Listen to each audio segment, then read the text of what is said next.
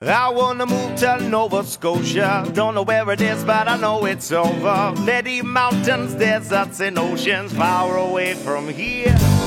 I wanna be the leader of a marching band, in command with this dick in my hand. Look at me, everybody, yes, I'm the man, but I'm far away from Yarra's way. There are many kids in Southeast Asia that watch Nickelodeon and imitate them. Little white devil wanna be Jamaican. MTV is not for freedom. I wanna move to Nova Scotia. Don't know where it is, but I know it's over. You're listening to Grace, Geltman, and Weld on the Hammer Factor. Take it away, boys. Should we get going? Yeah, let's do it. All right, welcome to Hammer Factor episode 67. My name is John Grace, producer here at the show. On the phone, Horn, Skype, by way of internet, coming out of Whistler. I believe Whistler, is that correct, Lewis?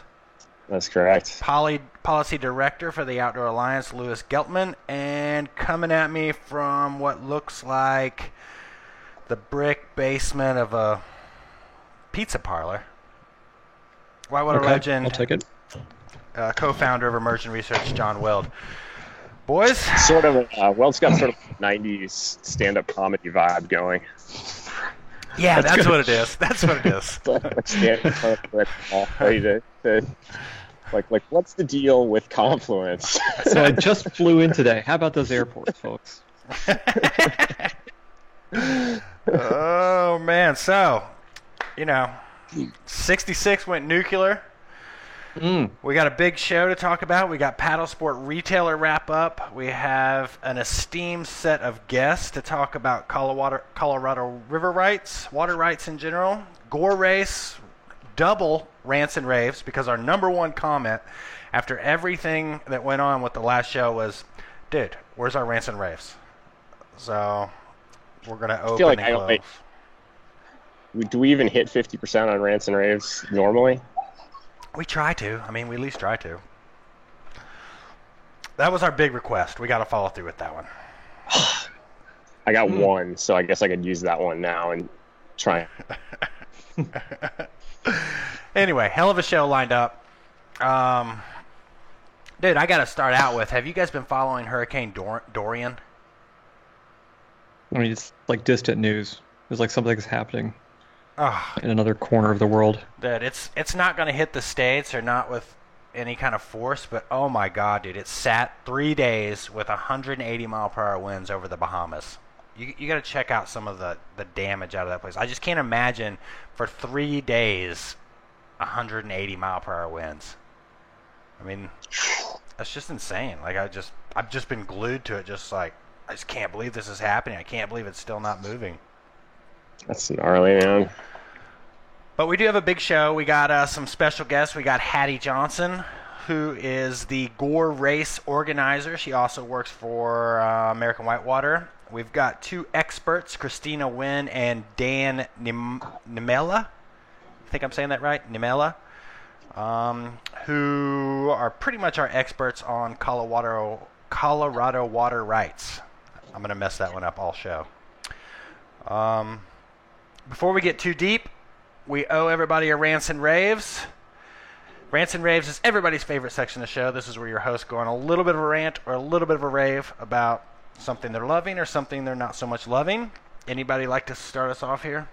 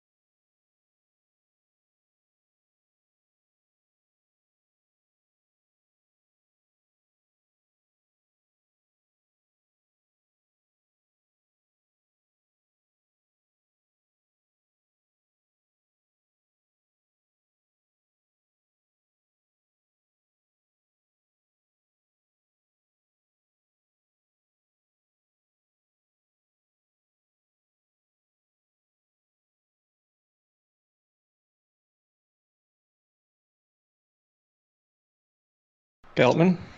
Man, I got a rave. I'm are you guys familiar with this race, the Red Bull Hardline?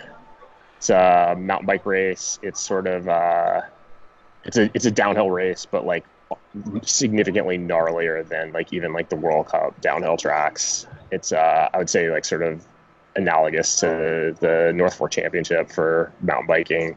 They get a bunch of guys who are like World Cup downhill racers. It's in Wales, I think. Super sick event to watch, super gnarly, and Baby Bird's brother is in for this year. Just badass. Yeah, like his little brother is like sick mountain biker, like raced World Cups as junior.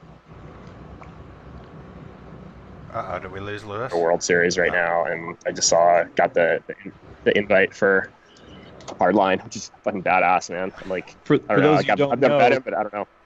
Baby Bird is Ryan Lucas, whitewater kayaker from New Zealand, badass dude, badass paddler. right. But yeah, I don't know, pretty pumped that his bro got into Hardline. Feels like a pretty big deal, and I don't know, it's pretty cool to have somebody to cheer for who you, I don't know, feel like it's sort of part of your social circle, even if, you know, I don't actually know him, but nevertheless, it's cool. Yeah. There's a connection there for sure. Yeah. Sick. So I don't know. I feel like all the kayakers should be pulling for Baby Bird Jr. or whatever his nickname is. Well, Paul Lucas, check it out. When does that event happen? I think it's in like a couple weeks, or maybe it's in October. I don't know, sometime in the next month or so. Well, Hardline. All right, I'll put a link to that in the show notes. I'm gonna rave. I got a simple rave, and this is just I don't know. I think I probably raved about it on the show before, but I'm just gonna rave about half slice boats.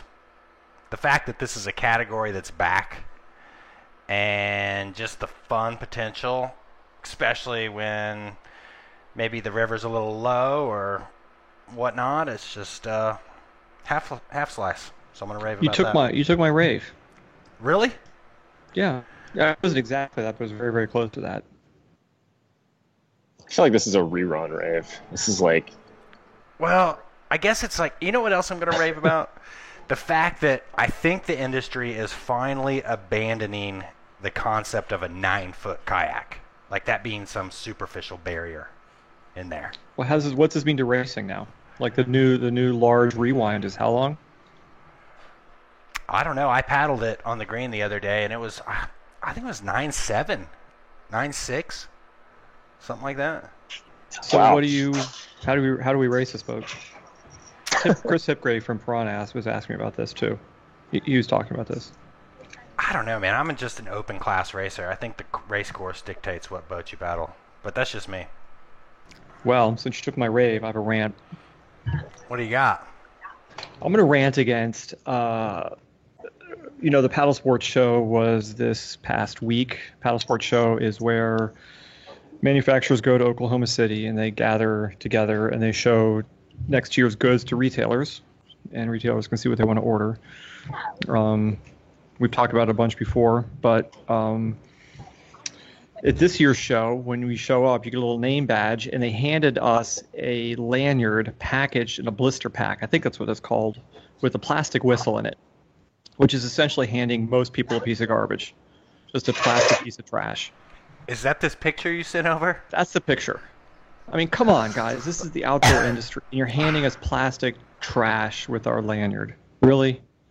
I mean, that's so tone deaf. And then some no kid having moron was like, bring it home to your kids. I'm like, no, I'm not bringing a whistle home to my kids. You stupidest idea ever. So as I was leaving the show, these things were strewn all around the floor, right? After it's all packed up, there's hundreds of these things around the floor and the garbage and stuff like that. I'm like, oh, crying out loud. Come on, we can do better, right? I mean, I wasn't there, but it seems a little weird. Well, I sent a picture. Put that in the show notes. I want people to see this. I will.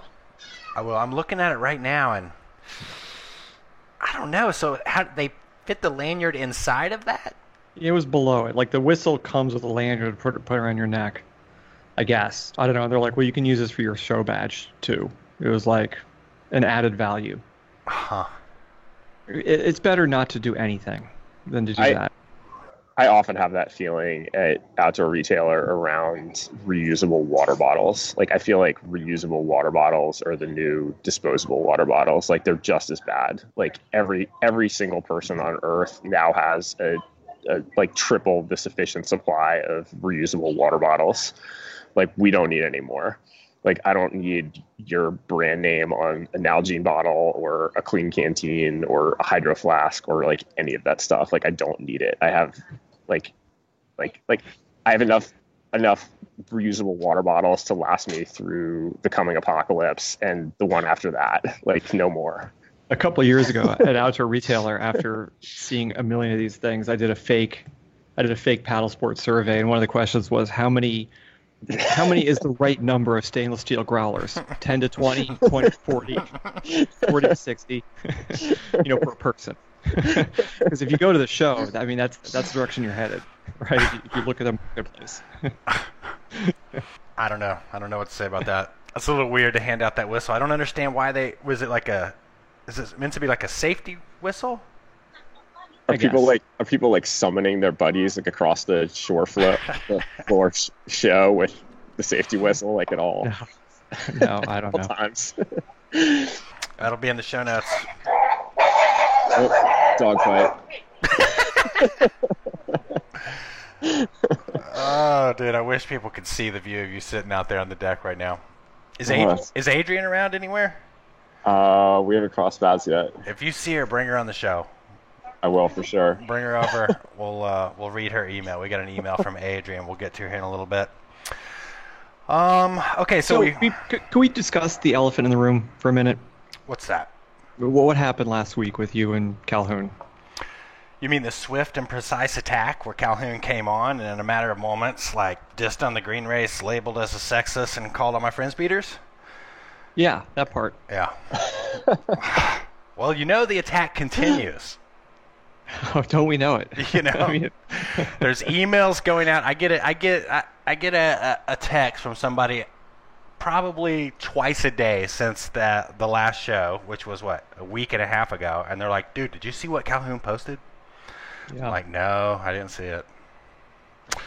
Yeah, I was shocked how many people. I shouldn't be, but I was shocked. I'm always shocked how many people listen to the show and how many people at Paddle Sports Retailer had listened to the show and wanted to discuss that above and beyond anything that we had to offer in terms of products. I'm not sure if I should be apologizing for that or. I'm glad to see you made it back to the gorge without any black eyes or apparently any worse for the wear. Mike McKee and the Piranha Boys see me as sort of the who's that talk show? Jerry, what's his name? Jerry Springer. Yeah. I don't know. I don't understand that. I don't really have much of a response, so all I know is my hand's on the button, and it was just like bam, bam, bam, and I was over it. Well, we sat, Geltman and Calhoun and I sat on Skype for a couple minutes trying to decipher what was going to happen next. And then we realized that you were not coming back on, and that was the end of it. Yeah, well, I mean, there's really not a whole lot to talk about. You're a sexist. Well, thanks for calling me names. Your friends suck. It's like I don't know where to go with any of that commentary. And to be clear, I mean, I think we're all aware that we need to have more women on the show, and I think we have been improving in that regard, and we will continue to improve in that regard. Well, I want to discuss that because Adrian wrote us an email. Here we go. And she had the statistic where I haven't done the math on this, but I think she said we've had 8 women guests on the show out of however many. She figured it was 12%, right? And so I want to break down that math a little bit so we're clear on this. For one thing, we don't have a guest every show. We have I bet 30% of the shows right off the bat, there's no guest. That's A. B, a lot of times we have industry people on the show, usually at my behest, and like it or not, there's not many women in the industry. In the manufacturing side of things, at least, was what I'm talking about. And then in times we've attempted, like we had a woman who worked at a well-known paddle sports brand or a paddle brand who couldn't make it on the show, but we've tried. And then we're down to athletes, right? And I think when you start getting down to that number, it's not 12%. We're much closer to, I'm not going to say 50-50, but a disproportionate representation of women in our sport. And I'll point out these women come on the show not because they're women, but because they're interesting, right?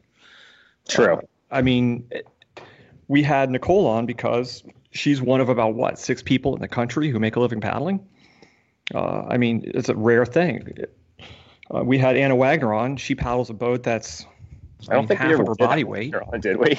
What's that? I don't think we No, not Anna Wagner, but I mentioned Anna Wagner. She's paddling a boat half her weight, which is remarkable. I mean, she's slaying Class 5 in this thing. Grace, that's like you paddling a boat that weighs 120 pounds. Easy, right? Easy.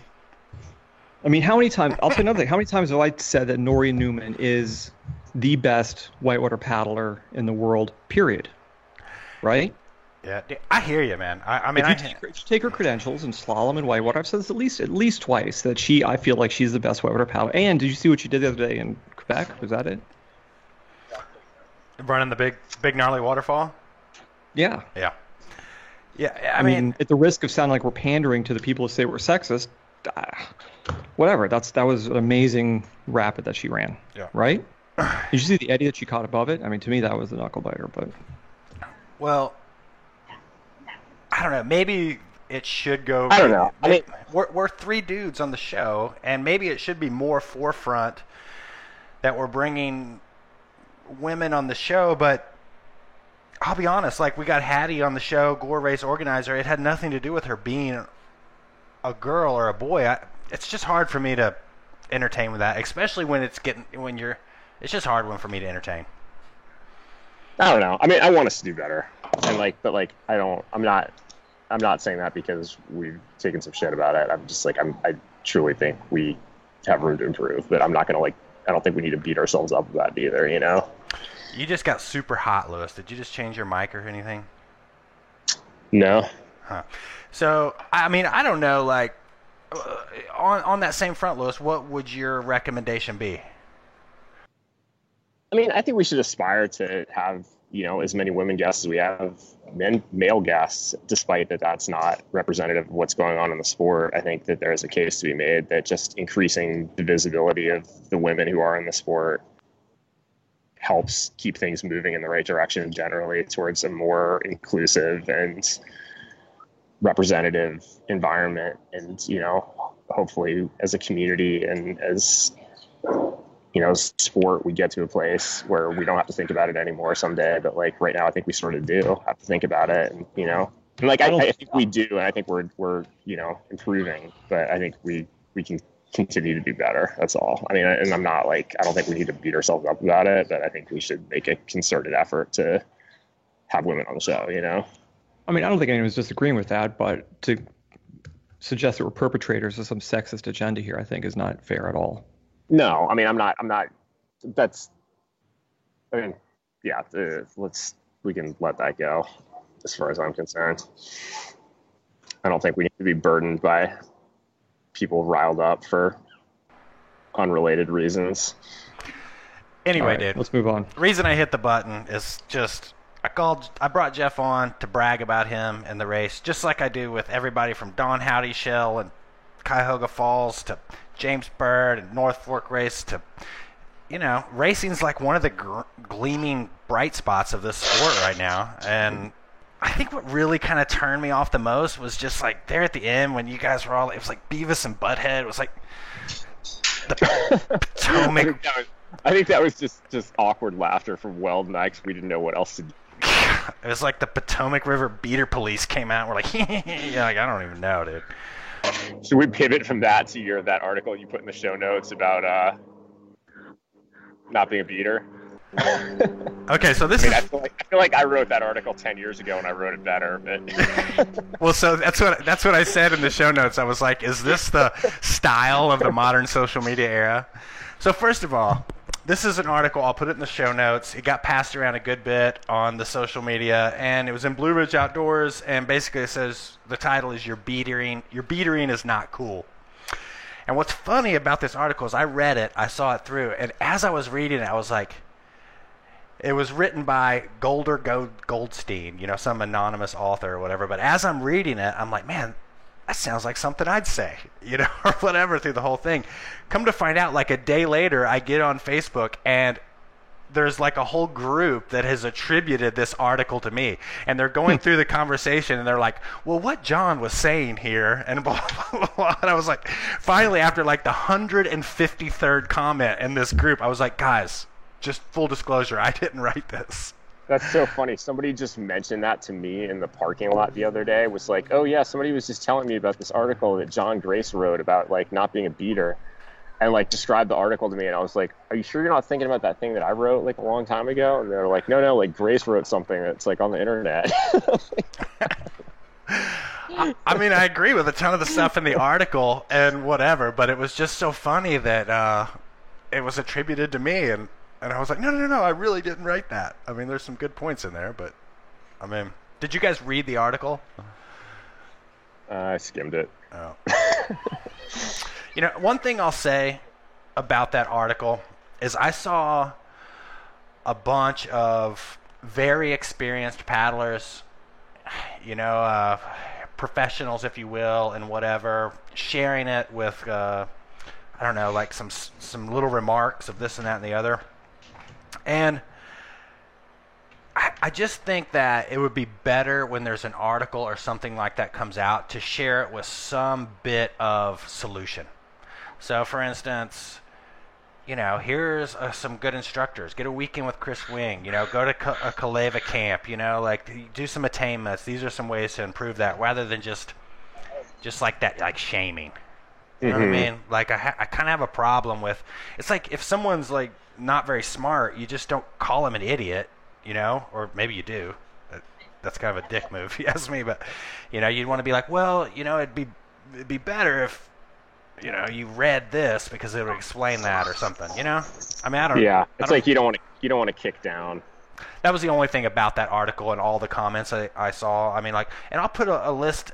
You know what? I'll develop God, from Wet Planet to H2O Dreams to the NOC to attainments. I mean, role practice at your Friday Y. There's just a million different ways to get better.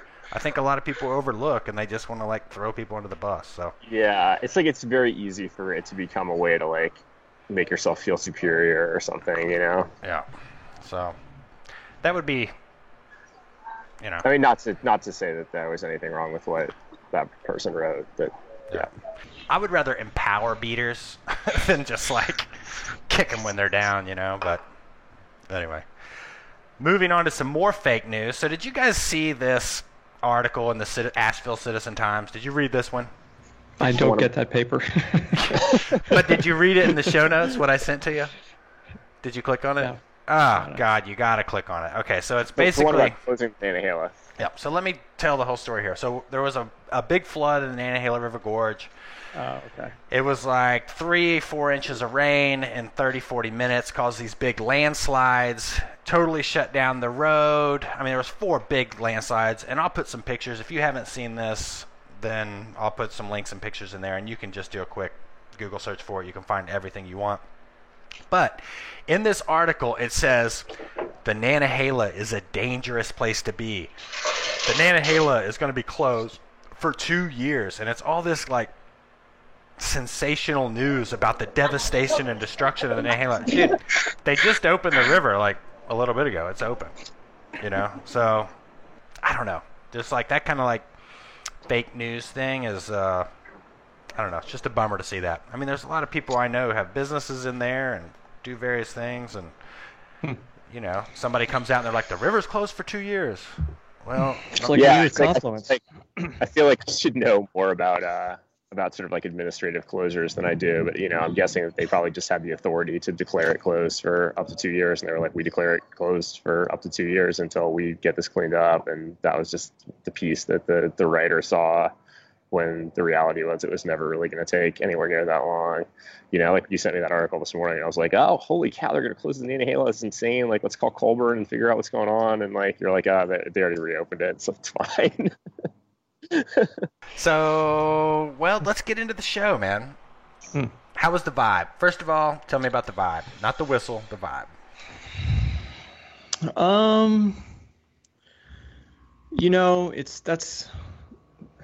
That's a tough one to say. I would say, I mean, this is something I've been kind of poking around for the past couple months on the show, but I think it's safe to say there's no one who thinks that paddle sports is in a healthy place right now. The industry is in a healthy place right now, and so people are nervous. They're nervous about making money, and they're nervous about the profitability of the sport, and there's a lot of rumors flying around, as we know. But people are there, and they're doing business, but still, it's a nerve-wracking time for sure. Jackson has this new sales program that came out that was kind of the talk of the show, and there's different ways to look at it. Either they're revolutionizing the way retailers can make money off of boats, or it's the beginning of the end, depending on who you talk to. Wait, explain what it is. Yeah, so it's interesting because I don't know. This maybe verges a little bit on inside baseball, but I think, as I describe this, I think the important thing to note is that, we're whitewater paddlers, and like I said, there's no one out there that's super happy with the state of things. And I think emotions range from concern to panic to just totally beat down. If you're talking to retailers, or you're talking to sales reps, you're talking to manufacturers, and this has been going for years, and there's any number of culprits out there. But Jackson has this new sales program. I think that for better or for worse is addressing this sentiment.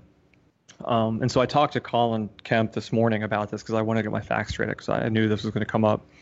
And Colin is the director of sales at Jackson, but he's been in the business forever on all sides. He was a retailer of ours for many years, and he knows what he's talking about. But basically, the program with Jackson works like this: is first of all, they're selling boats online, right? And you can either buy boats directly from the Jackson website, or you can buy select models from Amazon. Jackson's listing boats on Amazon. So the boats are listing on Amazon are just the most popular boats in a few select colors, but their entire product line is represented on their website. And if you're a retailer, of course, you're immediately thinking that your initial reaction would be this is the end. However, the caveat, and this is a big caveat, is that if Jackson sells a boat near a retailer, the retailer, and this depends on the sales channel, whether it came off their website or came through Amazon, the retailer gets a portion of the sale. And if the retailer has the boat in stock, Jackson's going to direct the customer to that store to get the boat. And in which case the retailer will get full margin and opportunity to upsell whatever they want to the customer. If the retailer does not have the boat that's closest, the retailer is close to the customer does not have the boat, Jackson will either ship the boat to the retailer free of charge to the customer, or they will drop ship the boat to the customer, but the customer at which point will pay shipping. It doesn't seem like a big deal, but it's kind of a big deal, right? I mean, and the way Colin explained it was that they don't want to be left out of Amazon. This is a legitimate, huge, undeniable sales channel that virtually almost every other brand in the world is available on, and they don't want to be left out on that. They're trying to help retailers sell boats, but I think that's legitimate. But I think the other side of it is that retailers just simply are not selling enough boats anymore. This is in my opinion, a matter of big concern for our industry, because this just isn't Jackson saying this is almost everybody in the supply chain saying the same thing. And then Corin Addison, say what you will about Corin, but he gave a talk about this exact issue at the show, which got a standing ovation. I wasn't there, but people were generally very, very receptive to what he was saying. And what he was saying was, and I happen to believe this 100%, is that at least in whitewater, I don't know much about the fishing world, but at least in whitewater, we do not charge anywhere near enough for a boat to support the manufacturing of these things, the design of these things, the sales of these things, and especially for the retailer. And to buy a boat, you really have to, I mean, this is true for what we sell too in many cases, but to buy a boat, you really need a retailer involved. And as it stands right now, retailers just don't make enough money on boats. I mean, the average margin on a boat, on a whitewater boat, is what, 20, 25%? That means if you buy $100,000 worth of boats, if you sell $100,000 worth of boats, and you're a retailer, you're going to make $20,000, right? That's 20. That's not even enough to pay someone to sell those $100,000 worth of boats. I mean, that's a lousy margin, especially for the size of these things, the amount of warehouse, and the amount of risk you take buying these things. That's a terrible bet. And speaking to the risk, if you end up with 5 unsold boats, then you have 0 profit margins. That's right. You know, so. I mean, it's razor thin, and there's no one. I mean, you really, to describe it as a risky business selling whitewater boats in this day and age would be, in my opinion, an understatement. I mean, whitewater boats should. I mean, I know this is going to be a huge disappointment and a shock to many of the customers out there, but whitewater boats should cost around $2,000 a piece. And Corn was suggesting more. And at that level of money, you would actually be able to, employ better designers. You'd be able to have better manufacturing. You'd have better designs. You'd have actual engaged sales forces with better stock. You'd have better instructional programs. You'd have a much healthier industry. We just have this enormous downward pressure on pricing right now, whether it be from the internet or through insecurity and our ability just to sell a $2,000 boat. For whatever reason, that we just don't think that's possible. But we are strangling ourselves with these prices. We really are. And it's a huge concern to me because we've watched our number of retailers drop precipitously over the past 10 or 15 years, which has had a huge impact on our business. And if these guys can't sell boats and make a decent, margin off of this, we have a real problem on our hands. That's going to affect all boaters, and it's going to affect all, the quality of every boat you buy. So, I mean, I think that was, that was to me the big theme of the show. Jackson introducing this program, people's reaction to it, whether they're doing something to really try and raise, all ships in this thing, or whether it's a bellwether of worse things to come. So I think, well, I don't know if it answers your question or not, but that was my takeaway from the show, in terms of its relevance to our listeners. That's really interesting. Yeah. Yeah, I mean, look at mountain bikes, right? I mean, mountain bikes, a cheap mountain bike now, I mean, relatively cheap mountain bike is what, $4,000, right? And people go pay, they drop the money, they buy the bike. And when the derailleur breaks 2 weeks later, they bring it back to that same bike shop and pay $200 to get the derailleur fixed, right? And there's 4 bike shops in Hood River, a town of 8,000 people, and they're doing fine. They're busy. I don't know the bike industry that well, but it sure looks a hell of a lot healthier than paddle sports. And a $2,000 whitewater boat would be probably one of the cheapest pieces of gear you'd buy in the gorge.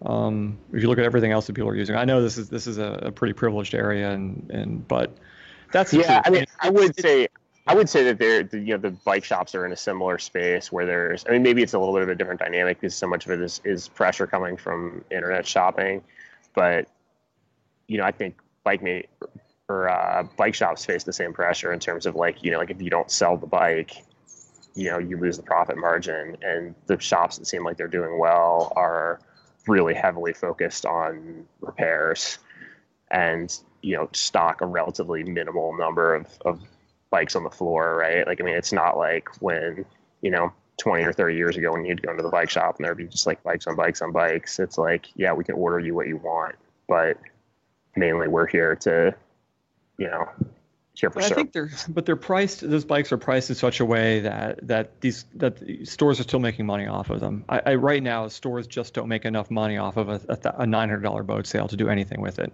right? And just like repairs are an integral part of biking, instruction should be an integral part of the retail experience, at least for many retailers, right? And it's really hard to put money into that program when it's just such a risky proposition from the get-go. I think there's some momentum growing for this movement within the industry, and I know this is once again not going to be the best news for consumers, but I think they need to get ready. They need to start wrapping their head around the idea that they got to pay into the system if they want to have quality boats and a quality experience buying these boats. I think it would be worth it if it actually spurred some innovation in boat construction and design. I think that we're kind of living through a relatively solid upswing in terms of boat design, but construction hasn't changed much in 30 years, right? Imagine you're, once again, I do not know these guys' balance sheets. I have to be perfectly clear on that. But imagine you're an investment company who's owns Confluence or your investment company or the people pumping money into Jackson, you're looking at the numbers of whitewater. You're like, this is not an industry that is making much sense for us from a money standpoint. At least that's my take on it. If you look at the number of boat companies that have gone out of business over the past 20 years, it would certainly suggest that, I mean, I've said it before, but has there been a standalone successful whitewater boat company in the United States? The answer is no. Never. I'm going to put on my retailer hat for a second, just in this discussion.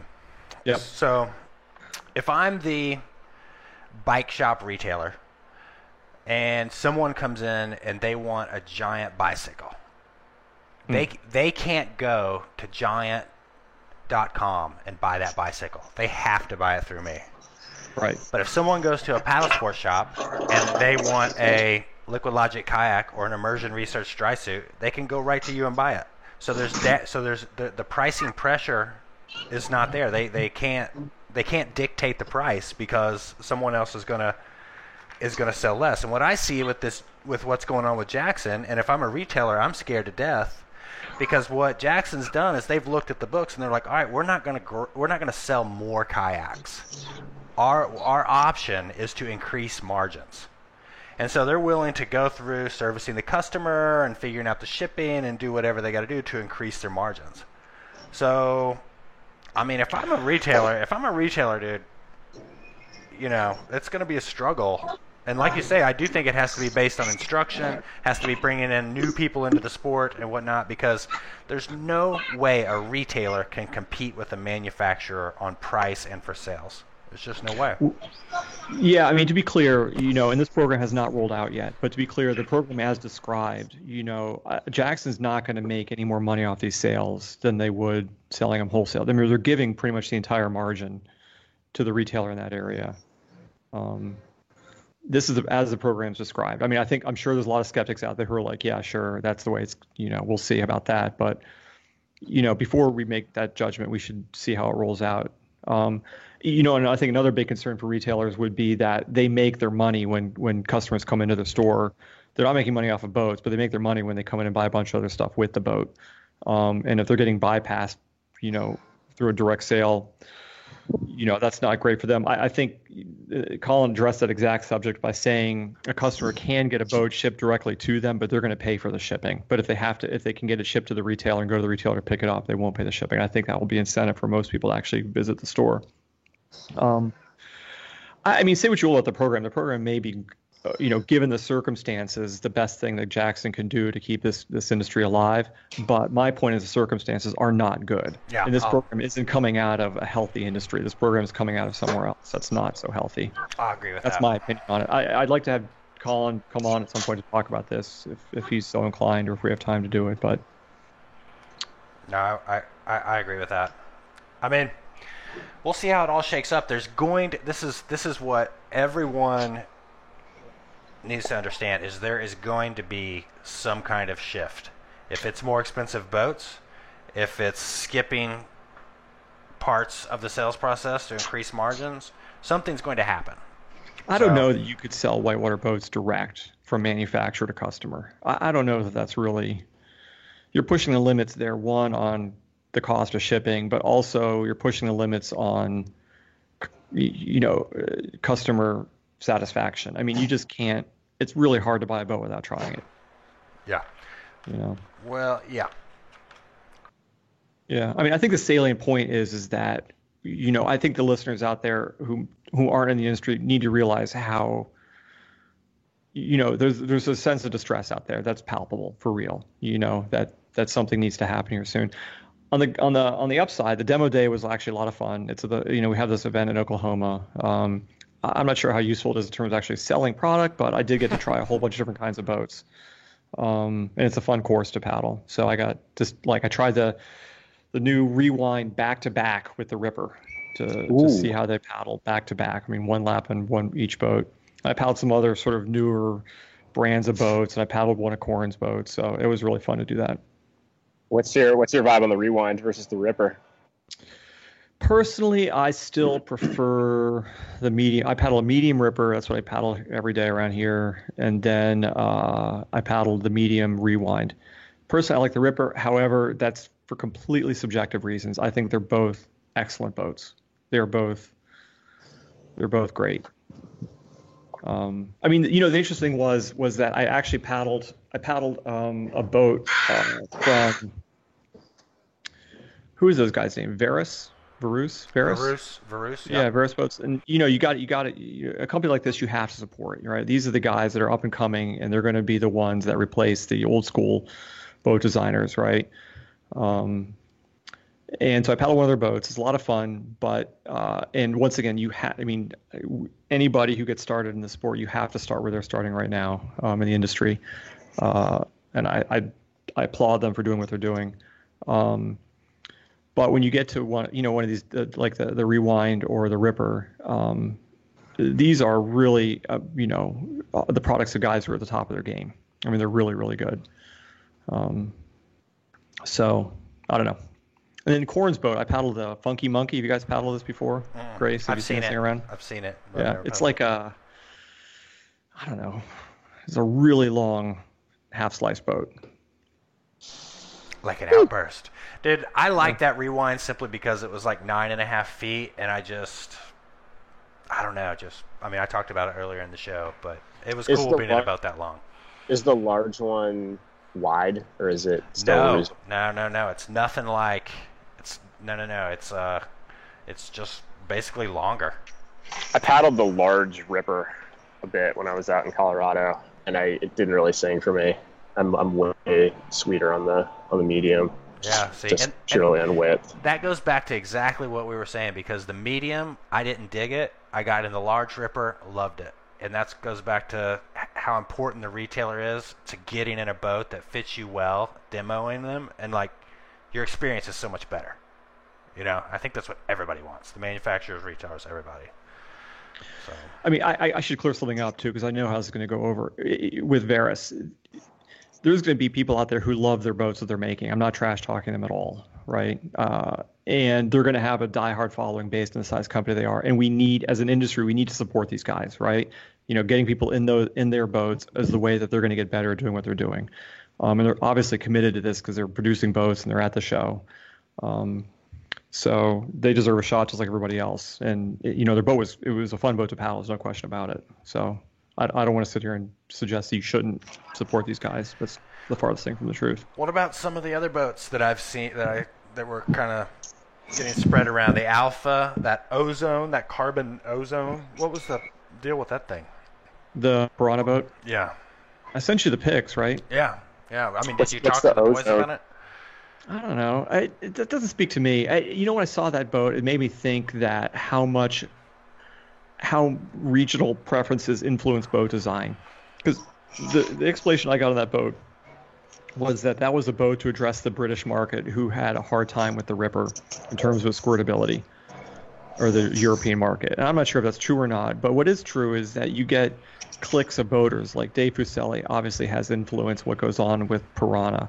But, the kinds of rivers that he paddles, and the things that he does in a boat are different than what someone on the East Coast may paddle, right? Or what they want in a boat, or certainly in Europe.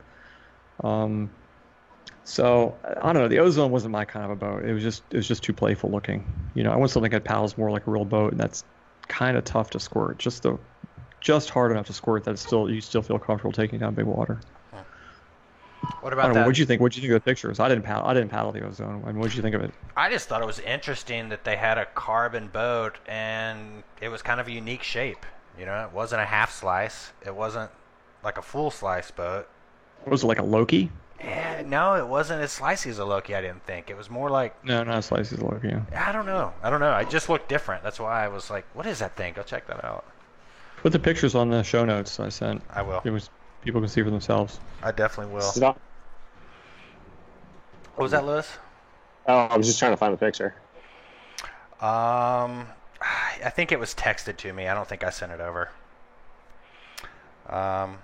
What else? Anything else?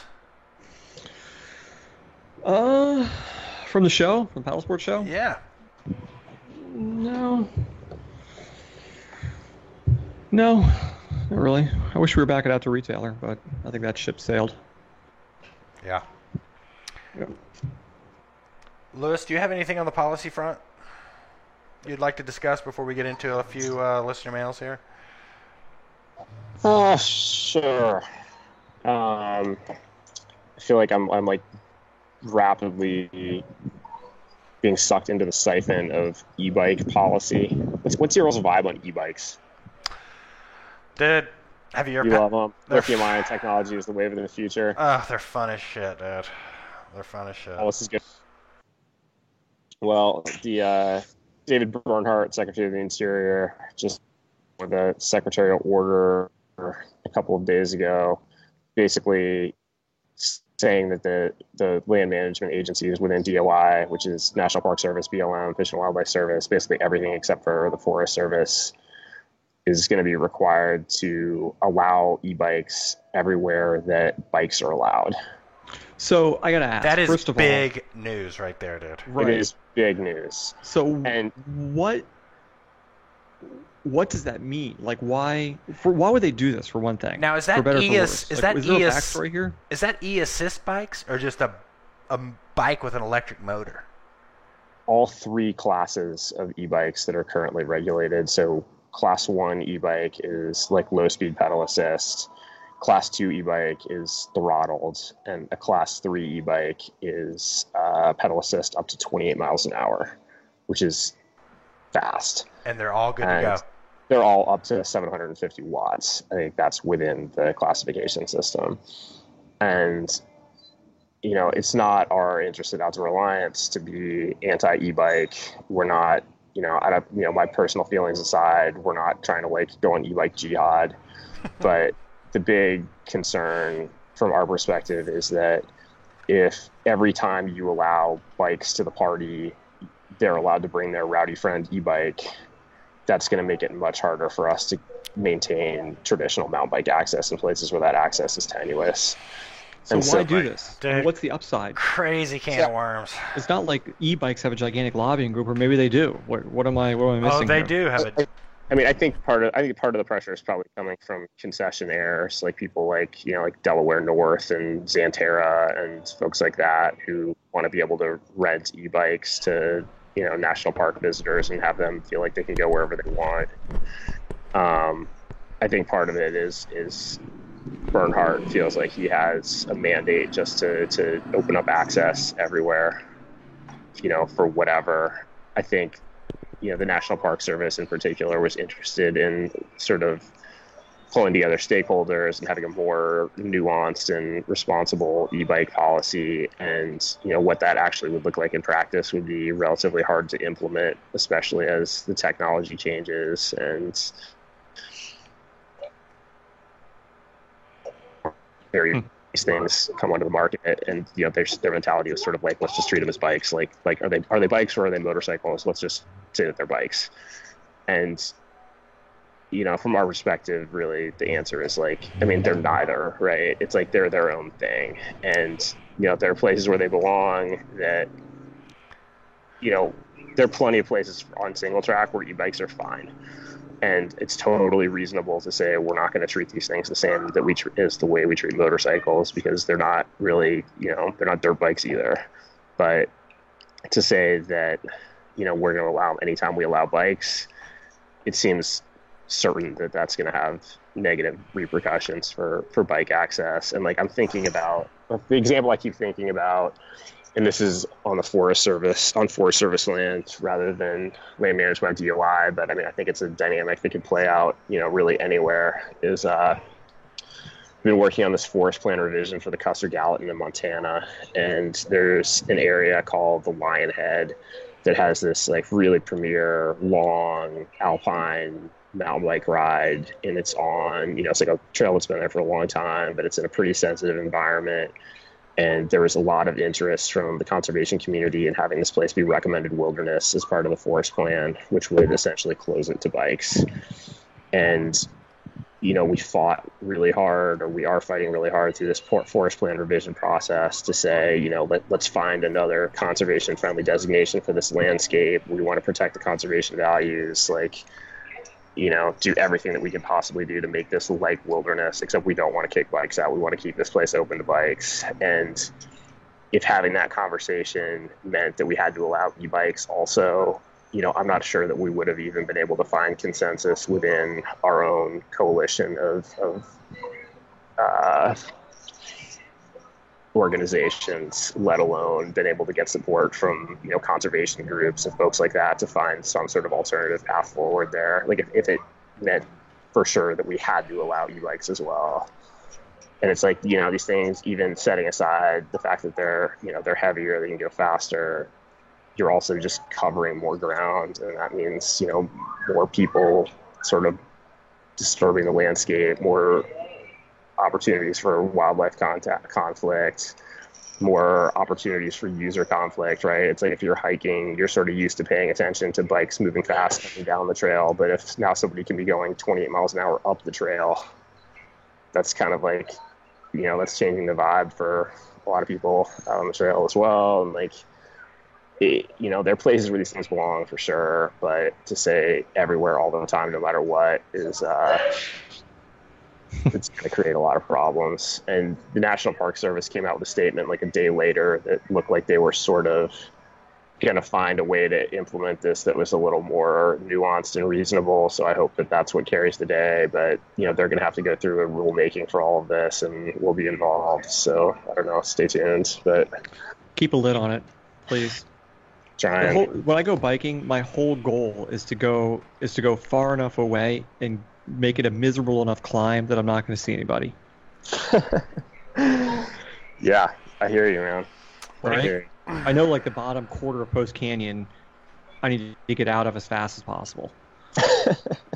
Right, and ascend into the Netherlands of Kingsley Lake and other remote areas where people are just too lazy to paddle to.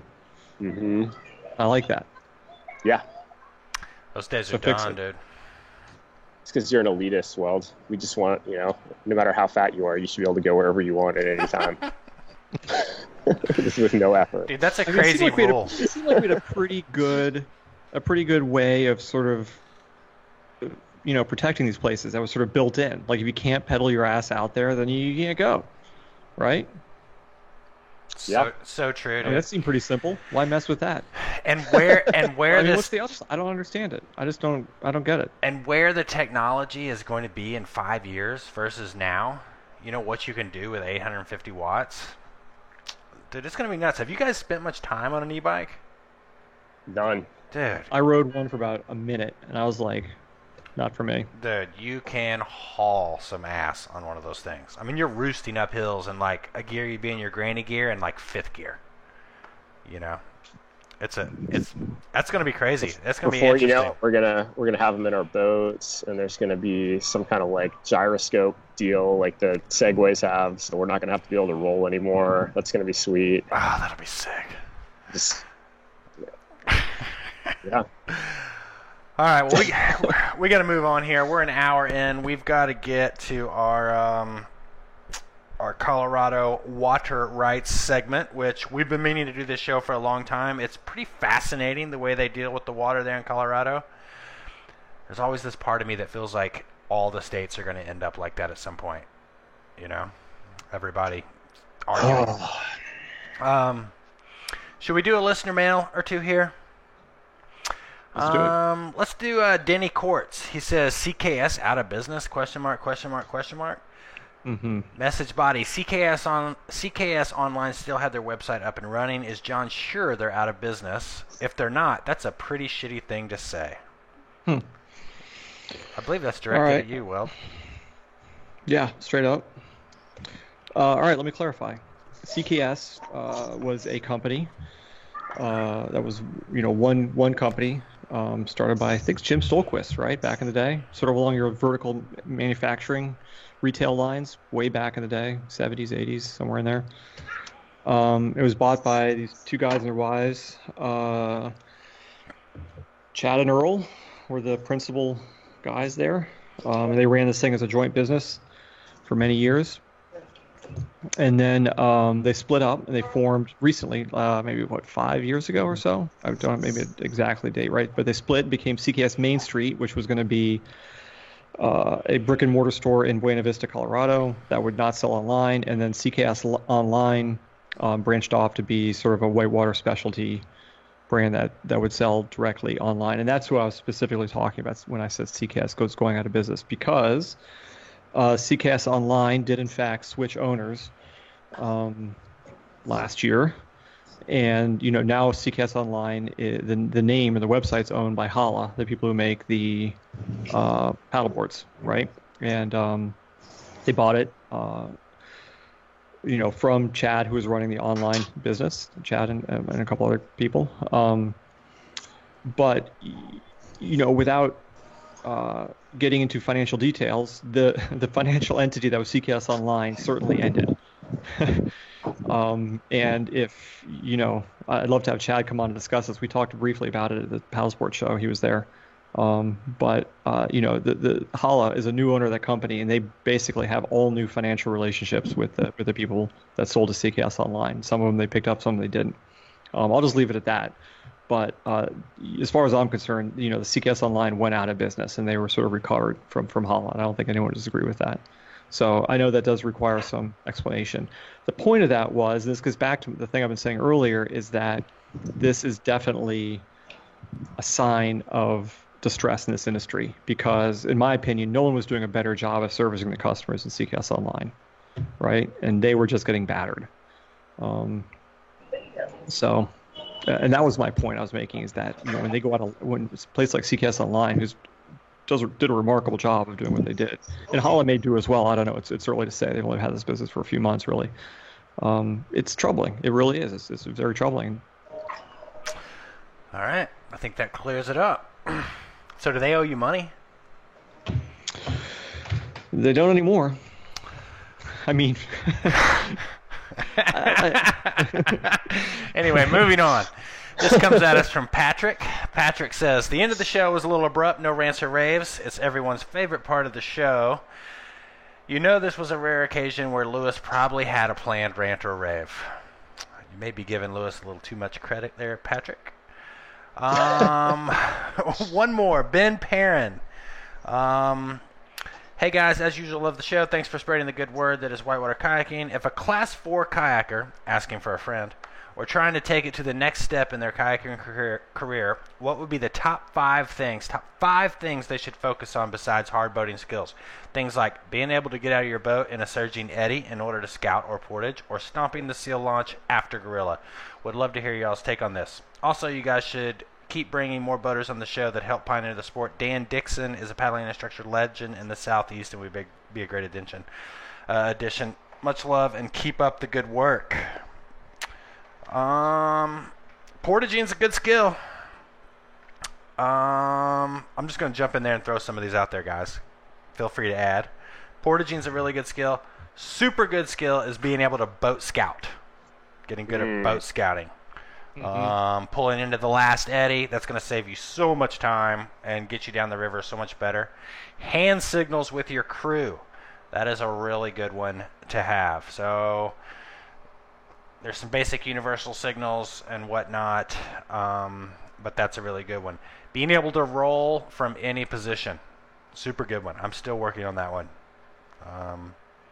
What do you guys got to add to the list? I'm going to say head game. You have to have your head game together. And that can be practiced at all levels of boating, because everybody, when they learn to boat, all the way up to the last river they paddle, can get scared running a rapid, right? Oh, yeah. But part of the trick when being scared is not just a matter of you're scared just because it's unknown, but you're scared because you're legitimately worried about getting killed and or hurt very, very badly. Which can happen in Class 5, is the ability for you to not be obsessively worrying about this event a week before you go to the river, not worrying about it every minute of the shuttle drive, not worrying about it till you get to the rapid. You're nervous while you're scouting the rapid. You decide you're going to run it. You can sit in the boat. You can take a deep exhale, get your mind together, and paddle the thing the way you should, rather than all jittery and terrified. And that's the head game, and that's a learnable skill that actually does take some maintaining, and that can be practiced at any step of your boating career. Yeah, I would say related to that is just cultivating a really good sense of, like, can I make this or can I not make this? like giving yourself moves to make on the river where you're, where it's class 3 or class 4 or whatever, and just stopping before you do whatever it is you're about to do and being like, am I 100% sure that I can make this? And like, just getting accustomed to that thought process of being like, would I do this with my life on the line? Like, am I 100% certain I can make this move, or am I only 75% certain? Because like when you're operating in class 3, 4 whitewater, like you don't have to be that sure because the consequences aren't that bad, and you can just kind of wing it without really thinking about, in a real serious, high risk way about how certain you are that you're going to be able to do this thing that you're trying to do. Right. Role playing. We should call that role playing. I've always felt like risk, people don't have a good idea of what risk really means, because if you're doing a class 5 rapid where you have to make a move where if you mess up the move, you could drown, for instance, I think the level of acceptable risk there has to be a 99-point-something% chance you're going to make that. You should be able to do that move almost 100 times out of 100, and that would be somewhat acceptable risk. If you're down to like 97% or 95% risk on that move, that's an insane amount of risk, right? I mean, no one operates at that level. You're getting to Russian roulette territory at that point. I am.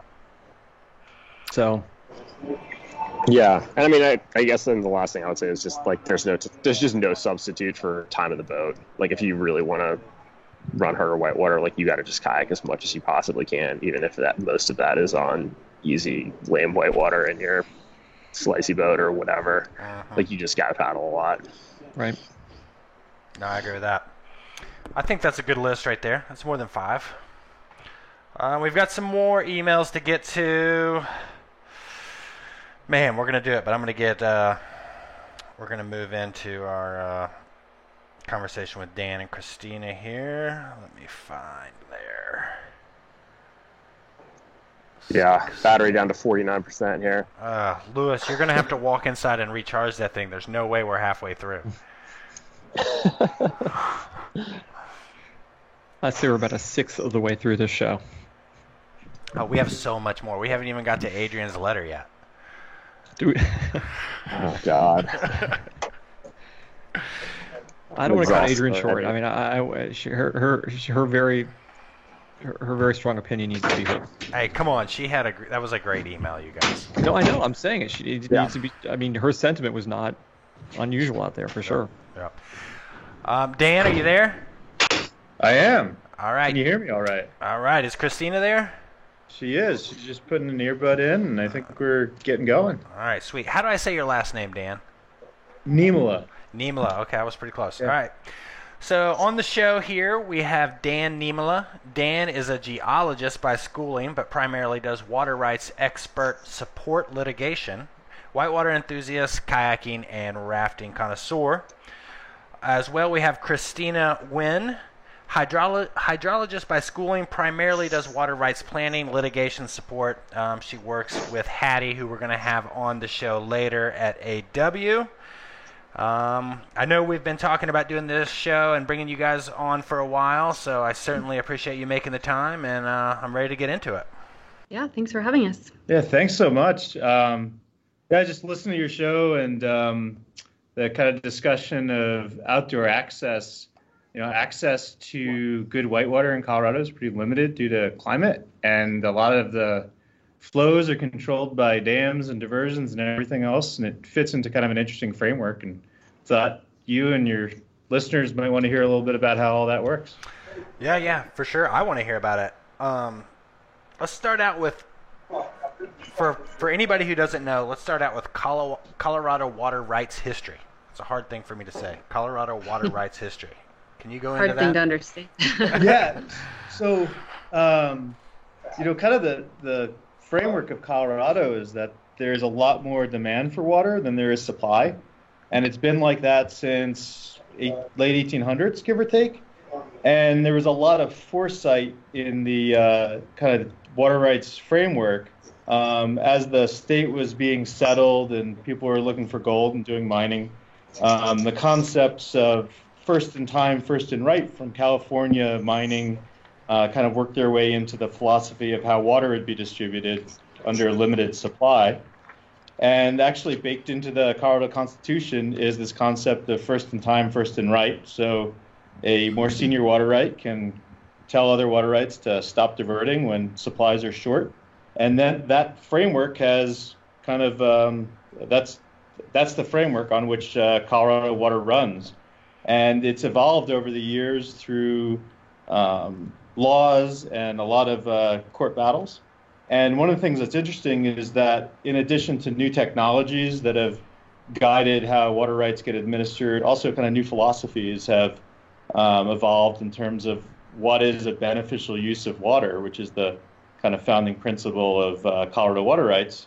And for example, in I think it was 1973, the state legislature first recognized just keeping water in the stream as having a value and a beneficial use. And so the Colorado Water Conservation Board can hold water rights to keep water in streams. And then as a result of some litigation to develop kayak courses, this legislature also recognized kayak courses or recreational in-channel diversions as a beneficial use of water. And so you now have water rights for kayak courses like that in Glenwood Springs and Golden and Pueblo and Buena Vista and so forth. So real quick about this hierarchy, who's at the top of the hierarchy?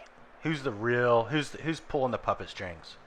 So, fundamentally it's irrigators, because it's kind of who was here first using water. And primarily that's irrigators. About 89% of the water in the state is used for irrigation or consumed by irrigation. And so by roughly the late 1800s, early 1900s, in lots of the basins, South Platte, Arkansas in particular, and Rio Grande, 100% of the kind of base flow or non-peak flow was spoken for by agricultural water rights. And so since then, as additional demands have come on with population growth, municipal uses, and so forth, some of those irrigation rights have been changed for other types of uses like municipal. The Division of Water Resources fundamentally administers water rights and tells people who's allowed to divert and who's not based upon the seniority of their rights. The courts determine the value of different water rights, what the priority date is, the amount of flow, the types of uses, and so forth. And then on kind of a basin-by-basin basis, water users and water conservancy districts have various agreements that provide for how a certain river is run. And Christina has a lot of experience with how the Colorado River runs, and probably can speak to that a little bit. Like, for example, how come Gore Canyon is running throughout the summer, even though native flows would have dropped quite far off by then? Mm-hmm. Yeah, the Upper Colorado. I was going to stop and just underscore this for people for a second, because I've got to think that there are a lot of people listening right now who are like, this is crazy. And just to underscore the point, it's that like water in the river, there's no right or expectation that water is going to stay in the river. It all gets taken down to zero based on seniority of water rights. And until relatively recently, there was no recognition that there was any benefit whatsoever in leaving the water in the river. That's exactly right. I mean, when someone calls for water, literally that means that there should be a point in the river it's perfectly dry. 100% of the water has been used. I mean, there's lots of that's the system. Exceptions. And so I want to underscore this for people listening who are not immersed in water law, because I think when you take a step back from it, it's you're seriously, this is kind of crazy, right? Yeah, especially in Colorado, and depending on where you're located, but for the South Platte Basin and the Colorado Basin, every drop is pretty much spoken for and accounted for. And I think that's something that people don't always realize, is that there's pretty tight accounting of everything that's going on in the river. But I will say, there's times in different times of the year, different types of years in which there may be excess, and that's where folks are able to work to keep more water in the river when there's opportunities for excess releases or bypasses to the river. So understanding the types of years that you're going into, understanding what the forecast might look like for a given year is incredibly important in these over appropriated systems, or systems where there's more water rights allocated to folks than there is supply generally. What if you have like farmers, agriculture, whoever has, we were talking about who's at the top of the rung there, and one guy's downriver of someone upriver? Does one person get precedence over the downriver user, or is it just the guy who started drawing out water first? It's just based on who is using the water first. So it's purely first in time, first in right. And who appropriated that water, who got that water right decreed. Right, yeah. So such, whoever started using it first and then also went to the courts and got a priority date and an adjudication of that particular water right. But one of the things that we thought was kind of interesting and might be fun for your listeners to understand is that, in a lot of places you look at reservoirs as really interfering with recreational opportunities. And I mean, I think that's the case in some places in Colorado. Also, though, there's a lot of reservoirs that create whitewater opportunities. So, like for example, Bailey, which is kind of the classic backyard Denver run. I mean, the natural flows on the North Fork of the South Platte are pretty limited. I mean, on a great year like this year, the natural flow supported maybe like 3 weeks of adequate boating. But during a drought, Lake Dillon pulls a ton of water over through the Roberts Tunnel, drops it into the North Fork of the South Platte, and has Bailey running for months at a time. So there's just kind of some really interesting recreational opportunities that are opened up by reservoirs, not necessarily intentionally, but that's one of the ways that I think water users in Colorado can work with the recreational community to go and enhance the timing of releases and so forth to allow people to get out on weekends and get their hair wet. Huh. I mean, that's how the green works. They're generating power, and when they're generating power and, filling the grid, the water's in the river. Yeah, and it's not too dissimilar to the Colorado, which is largely governed by the Shoshone power plant. So that is a very senior right, and so that's one of those senior rights that's not irrigation. It was built as a power plant, and that is a very senior right that essentially controls the whole river for big periods of the year, where it's pulling, because there's a call placed on the river for that water right, it's essentially pulling water down through the upper Colorado, including Gore Canyon. So it's creating flow that naturally might not have been there previously because the power plant is not satisfied at times. And so it's running all summer just due to air conditioner usage and power consumption? Well, it's interesting. The Shoshone power plant is pretty small, and I don't think would run a whole lot of air conditioners. But it's interesting because it's become such a fixture in Colorado water rights that folks have worked hard to make sure that the calls placed by the Shoshone power plant persist. And so various users on the Colorado have gotten together to pen agreements that require essentially folks to operate as if the Shoshone power plant was calling, even though it may be down for maintenance because it's over 100 years old. And some of the parts that are in the plant, they can no longer source. They actually have to manufacture them on site.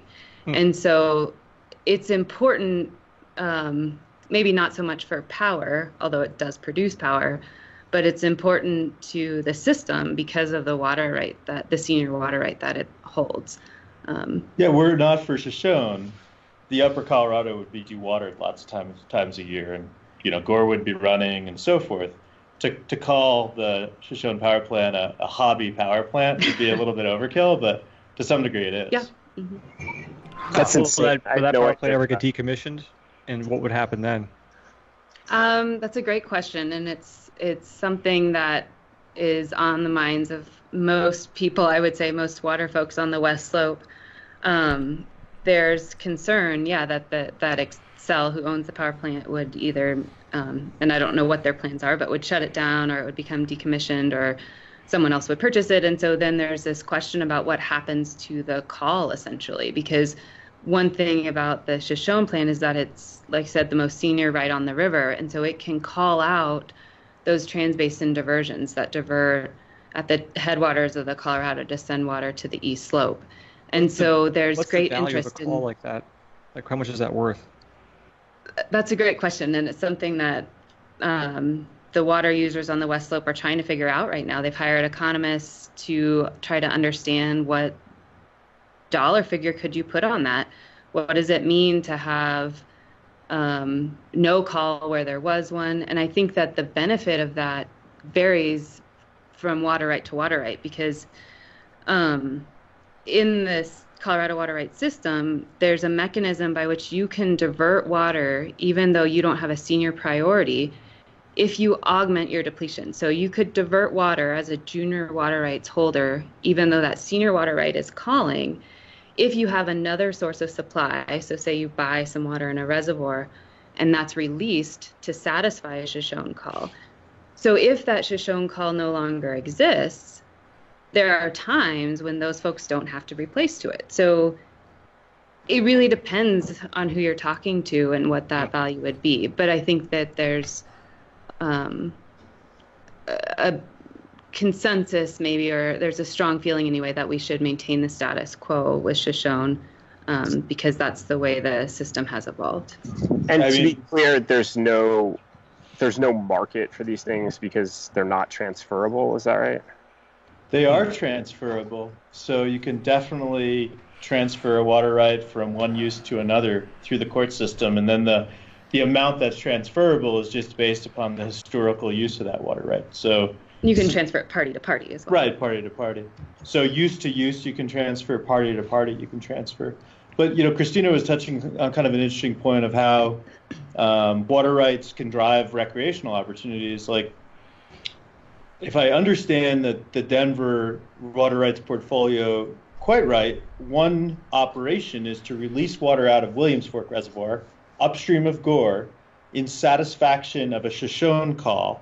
So that keeps Gore whole and keeps, flows around 1,200 CFS or 1,000 CFS, which is good boating. And then at the same time, divert water out of the Blue from Lake Dillon through the Roberts Tunnel and put water in Bailey, which flows down and ultimately goes into Denver's municipal system. So it's kind of just interesting that through this water rights framework, you end up with two runs that otherwise would not be boatable at all come late summer, but would be and are. So, Christina, are you just looking over all of these possibilities and when things come up, trying to just come up with those win-win situations, or do these just randomly happen where it's like a plus? No, it's pretty well managed, I guess I'd say. And so what I help a lot of our clients with is, and Hattie at American Whitewater is one of them, is to work in some of these collaborative processes like the alternative management plan for the Upper Colorado River Wild and Scenic process to help all of the stakeholders communicate with one another, understand what the specific goals are, whether it be for fisheries or augmentation of depletions or whitewater boating, and understand where there are opportunities to release water in any given year type or at any given time. The Upper Colorado in particular is pretty interesting because obviously it's managed under the Colorado water law system. But like we were talking about just now with Shoshone, there's so many other agreements and other things happening that allow for different releases that might impact boating. So for instance, in the late part of the summer, water is often released from some of these upstream reservoirs for the endangered fish species down in the lower part of the basin, so down sort of near Grand Junction.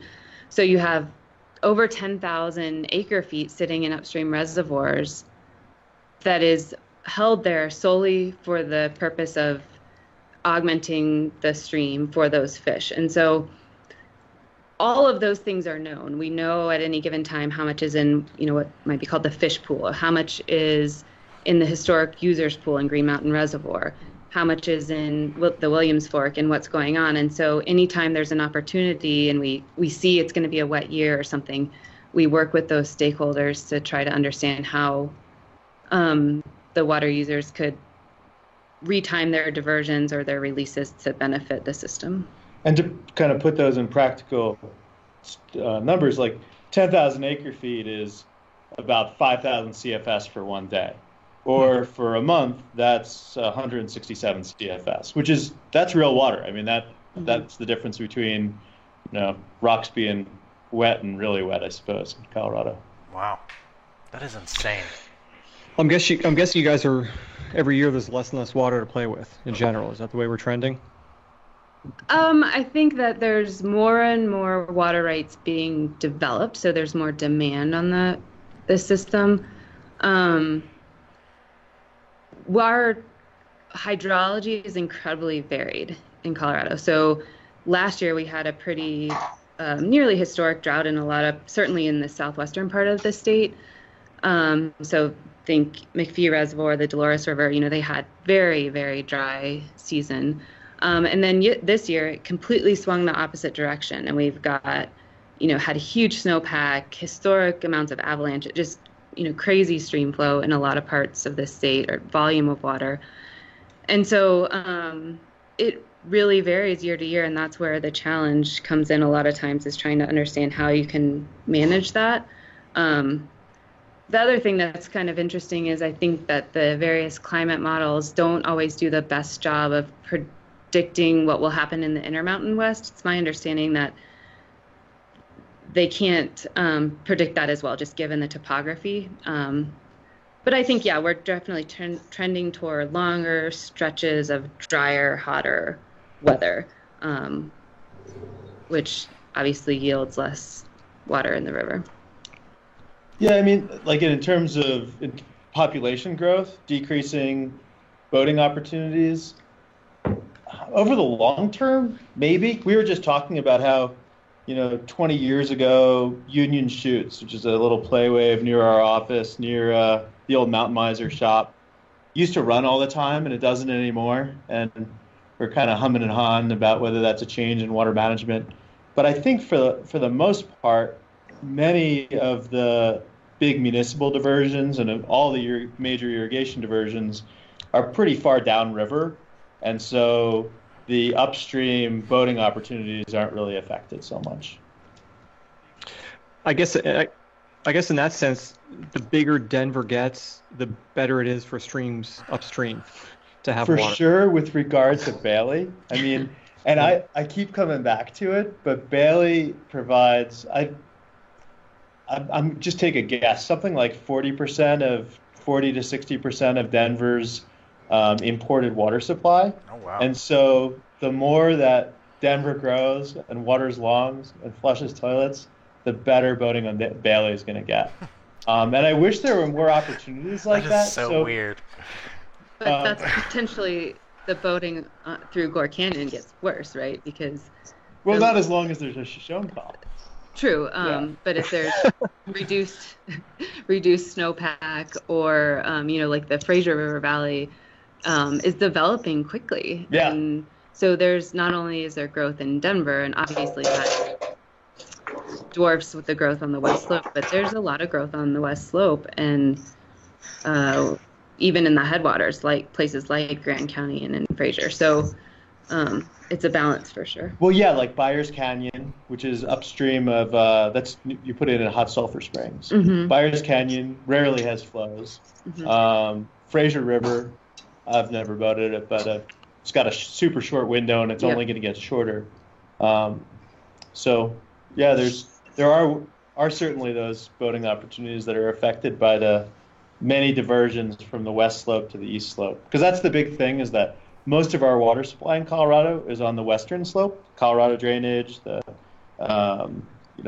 Animas and La Plata and so forth.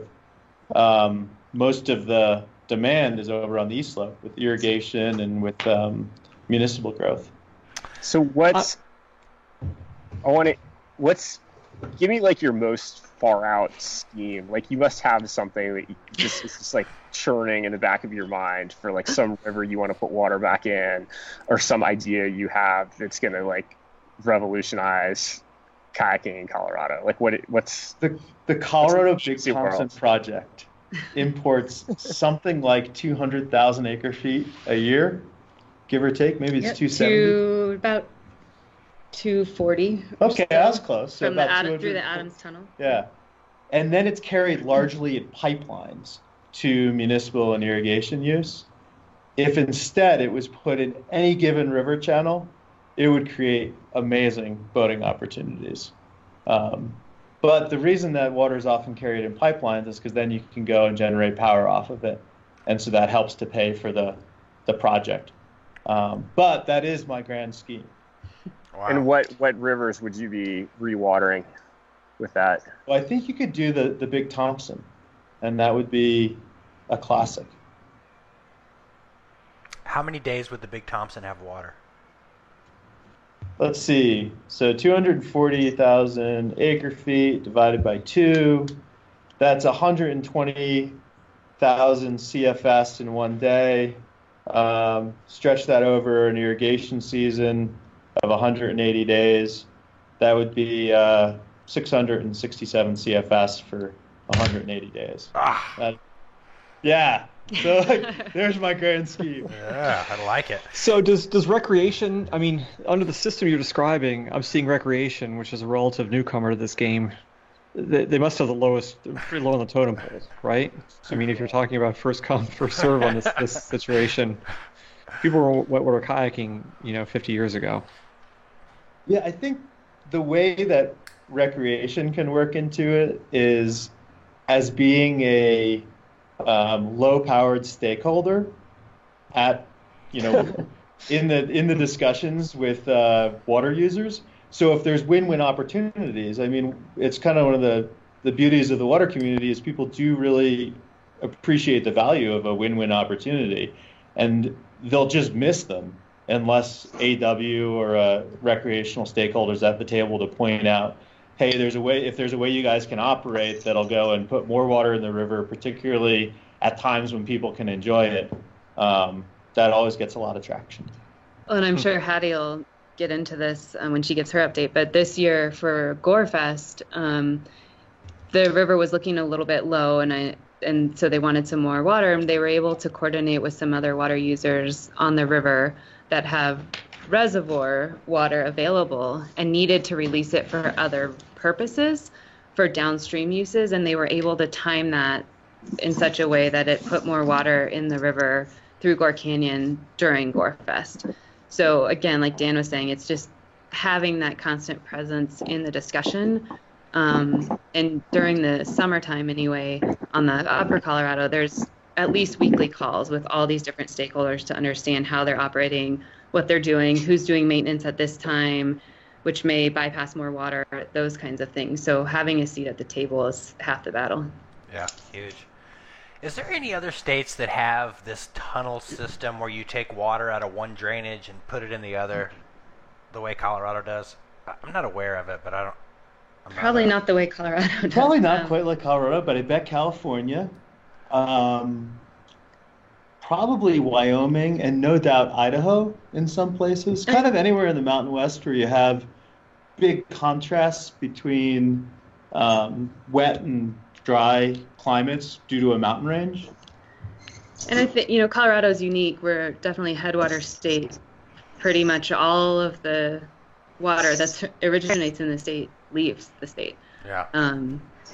And so, it's hard to you try to get it to where you want it to go. And there was some pretty, really ingenious operators on the East Slope early in the century that were able to figure out how to do these things. And they left the legacy that we have now, and it's all administered under the water rights system. So, God, it's just mind-boggling. Who do you guys work for? We work for a whole variety of folks. So we're a consulting firm that represents obviously folks like American Whitewater, other nonprofit sort of environmentally minded folks. We represent individual irrigators, large ditch companies, some energy producers, various municipalities that may not have the resources to hire their own on-staff water right folks. Really, anyone who uses water, any water rights user you could think of, we represent. We have several individual homeowners on the West Slope in particular that might have a pond or a well that they need a water supply for, and we help them to understand how to get water, how to account for it, how to work within the administration, and anything they need, really support them in litigation. And where are you guys based? We're in Englewood, so just south of downtown Denver, 15 minutes south. And what's the name of your firm? Bishop Brogdon Associates, or I guess we just changed our name. We're now BVA. We're officially BVA We're Water. BVA Water now. Colorado's you can't collect your rainwater state, correct? By and large, yes. I mean, it's like so funny. Everything's always so nuanced. So, no, you can't unless you get a permit, and the permitting requirements are similar to a domestic well with particular statutory exemptions and so forth. It's hyper nuanced, but largely speaking, no. Man, that is just crazy. I mean, what a network, and it's just going to get more complicated. Well, I think it's interesting for Colorado water users to understand that there's just a lot of moving parts that put water in the rivers at some time and not at others, and that not every dam is necessarily a bad thing for whitewater opportunities. It's all complex and nuanced, and it's just frankly interesting to get into. Huh. Well, I think we're about done with our time here. That sort of blows my mind. I'm not really sure how to digest all that. Well, one way is if you have on the Colorado Division of Water Resources website, they have their stream gauges. And I think as a result of our really complex water administration, we may have one of the greatest networks of stream gauges anywhere in the country. And it's kind of it's a cool way. You can really track flows at different times of year and during runoff throughout Colorado. And it's a good way to get to know it. Sick. Well, I'll put that link in the show notes. And, I mean, guys, do you have any more questions for Dan or Christina? Yeah, one last question. This is sort of an ongoing topic of confusion and misunderstanding in paddle sports, but who owns the water in terms of like running a river? Like if you could run Cheeseman's Gorge, how is that break down in terms of legality? Maybe this is out of your specialty, but one issue there is just the navigability and whether or not you can touch the riverbank and all. And it looks like I know a little about that. Christina may be able to cover it more, but fundamentally, like by the articles of Colorado's Constitution, the people own the water of the state. Like so that's baked into the Colorado Constitution, and then the right to use the water can be appropriated. So that's one answer, but yeah, I don't know if this is where your question was headed, but in terms of access, Colorado is different than some Western states in terms of where you can access the water, and like Dan said, it's sort of a property issue. So in Colorado, if you're not on public lands, then technically your feet should never hit the bank of the river until you are back on private land. That differs from a place like Montana, where as long as you access the river at a public location, the river bank essentially is public up to the high water line. So in our state, that's not the case. So you can't pull over at a mid-channel bar and hang out if it's on public or private property. So that certainly impacts how people recreate in the state and where they do. So technically you could run Cheeseman's as long as you don't put on the hunting people's property and not touch the bank. And they can't say anything. I think that's right. Yeah. Don't portage any river-wide logs. Just roll under them. It gets tricky though, because I've ran Cheeseman, and there's places where where you have to portage. They literally have like fences across the river and like low-hanging wires and stuff. So, I mean, it's kind of like that. Like, yeah, well, you're not doing anything wrong, but we're going to force you into doing something wrong. So, I don't know. That's a whole nother discussion right there. Yeah, I think that's one where both the landowners that don't appreciate boaters and boaters have both realized that it's better for that not to come to a head and to just kind of try to deal with it on a case-by-case basis, because there's always uncertainty when you go to the courts of who wins, who loses. Well, fascinating. Thank you so much for your time, guys. Hey, thanks so much for having us on. Thank you. Yeah, thank you all so much. Yeah, thanks, guys. All right, I'll send you guys an email. I want to put your guys' website and stuff in the show notes. I'm sure some people would be interested to see what you guys are all about. And no, that was awesome. Cool. That'd be great. Thank Thanks. you. Thank you.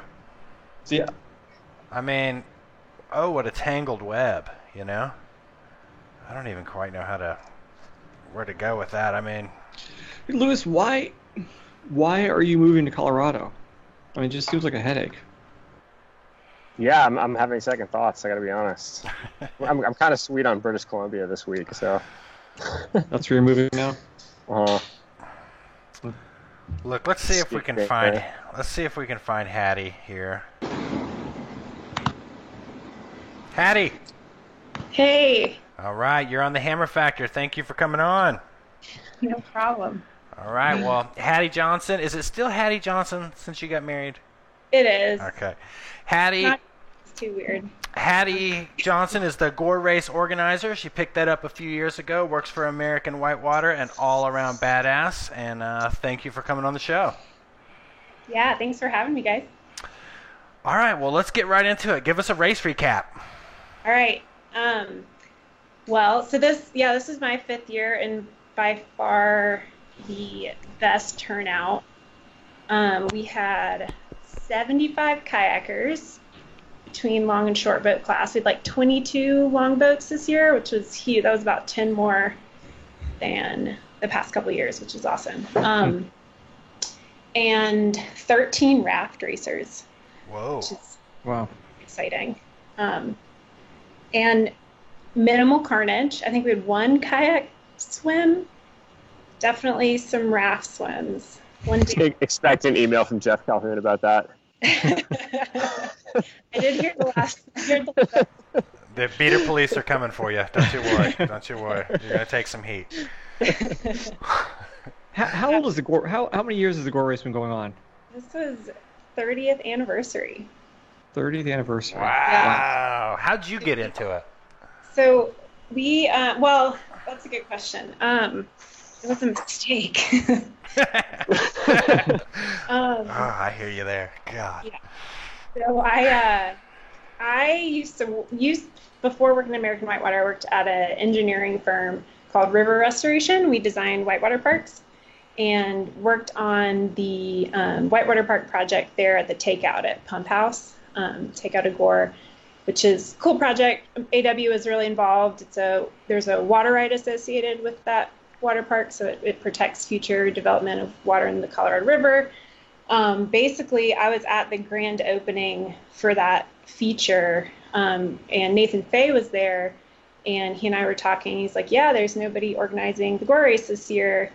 And I found that upsetting because we had this new whitewater feature. We could have a freestyle event. We could kind of expand what was going on with the event. And so I expressed that concern to Nathan, and he said, well, it looks like you signed yourself up for organizing it. So that was in like early July too. So we like super quick threw together stuff for a race. Luckily somebody had already like applied for a permit, so we were good with the BLM, and it was definitely grassroots, super fun event. And then then I like really got hooked.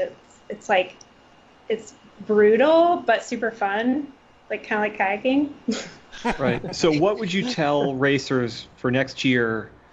What should they do to make your life easier? Oh God. Like what's like pet peeves or anything like that? One thing, Yes. It's small. You can even do it. You can do it Thursday before the race. Mm-hmm. You sign up online. You save money. And I don't have to lose paperwork in the wind down on the riverbank and have waivers handed to me at the start line that get wet. And it's as simple as that. Thursday afternoon, decide you're going to race. We'll have a good idea what the flow is going to be. You don't have to be too nervous about that. Go ahead and sign up, and it's easy from there. Yeah, you say it's easy, but they won't do it. God, dude, it's like herding gerbils. So who won? So we had actually, I meant to go look at this. I think he's won. Okay, he's definitely won the past 3 years. Hillicky? So Hillicky won? Hillicky, man, he had an interesting gore line this year. Call Calhoun. Get Calhoun on here. and still managed to end up in third place. So Cody Beach won. What kind of boat? He was in. Oh, that's a good question. I want to say he was in a Stinger. He might have been. People still race wave hoppers out there? Charlie MacArthur. That's it? That's it. Carrying the torch. Aaron Cruzan 4 years ago, raced one also and swam out a tunnel and said he was never doing that again. Call the police.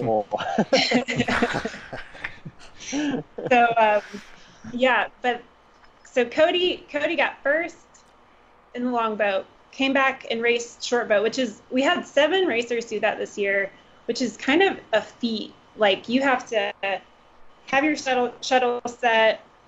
You got to paddle the 4 miles of flat water, race, paddle the 3 miles of class 2 to the takeout, drive back up. And we put a pretty strict time limit on it, so we don't have our safety just sitting in the canyon for hours and hours. And so then Cody this year came back and got second place in the short boat on his second lap. Last year he took first in both categories, which is pretty awesome. Who pulled in front of Hillicky? Spencer Huff. He's young, isn't he? Is he a junior? No, but I think he is. He looks really young. I think he's like 25. Oh. Sorry, Spencer. That's young by our standards. and let's give the racers a little glory. The rafters. Who are the rafters? Rafters, yes. So we had a and some of these raft team names are definitely going to make me blush. So I'm going to go ahead and all right, we had an R2, a stacked R2 division, 6 racers in R2s. Team Stab Wound. I like that. Fun-loving group here. Team Beater took second, and Mike Hunt took.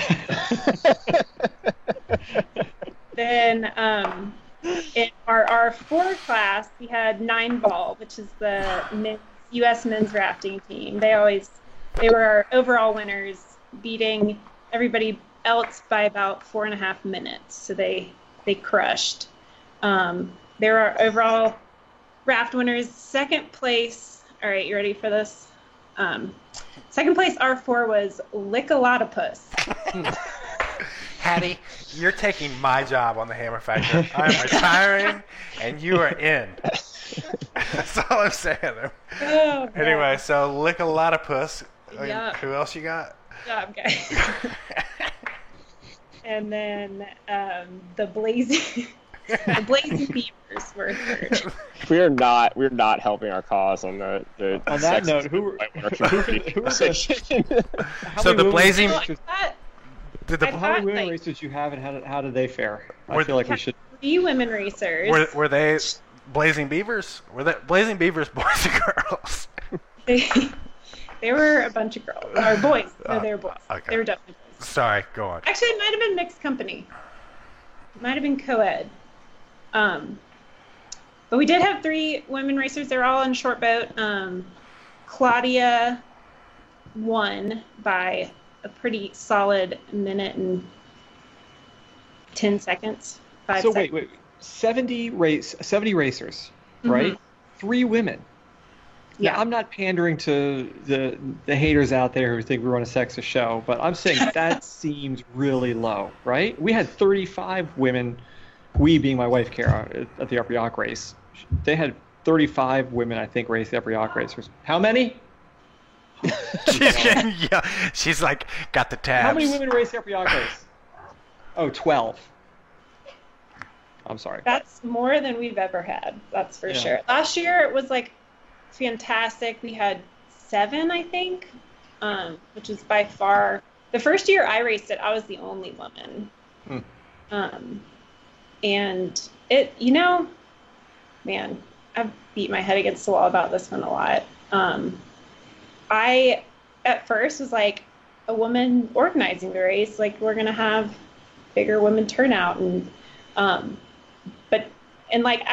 definitely like not of the like, let's find ways that, make women feel more comfortable, like giving out kittens or things like that. I think we got to be careful what we laugh at here on the Hammer Factor, Hattie, just so you know. People are writing emails right now. Yeah, right. I've started a few emails to you guys a few times. Just never. No. Yeah, it's tough, man. I can't tell you why. It's Colorado. Like, I mean, you go to the grocery store in Colorado, and there's only 30% women there. So I think that has something to do with it. And it's definitely, I've actually had some friends come out like to the festival before, because we do music Saturday night, like kind of whole festival scene, and for like non-boating friends of mine come, and like they're just like, this is a sausage fest. Like there's like no interest in, like coming to hang out. It's so I would love to have more women. I've friends, boating girlfriends of mine, have talked into racing, and we've gotten, it's grown. It has grown over the years, but we should make a goal to have you guys beat the Upper Yacht race in terms of women participation. So that'd just be 13 women. That's all you need. 13. All right. That's not. I can do it. Like a little informal rivalry going on here. I hate to like open up this like ball of wax or whatever, but like you got to think that like raft team names like that are not contributing to like a helpful vibe for getting women participants. Like you got to think that, right? I mean, like that's kind of fucked up. I mean, I didn't even. There's still more raft team names that I didn't. That's not like. I mean, it's like it's funny, but it's not funny. Like I don't know. Like. Yeah, no, it's so funny too. Like having. Oh man, never mind. I was gonna talk about the raft racing more. Oh, come on, lay it on there. Let's get you some emails. There definitely is. There's, I won't just put it on the raft racers at all. Like, there's definitely a, it's kind of like that's kind of what I meant by having friends come out and being like, damn, this is a lot. Like it kind of breeds more of that. So, I don't have the time on race day to be like, you need to change your name and get to reading results at the party at night. And it's just like, oh God. I mean, and frankly too, like for every nasty raft team name, there are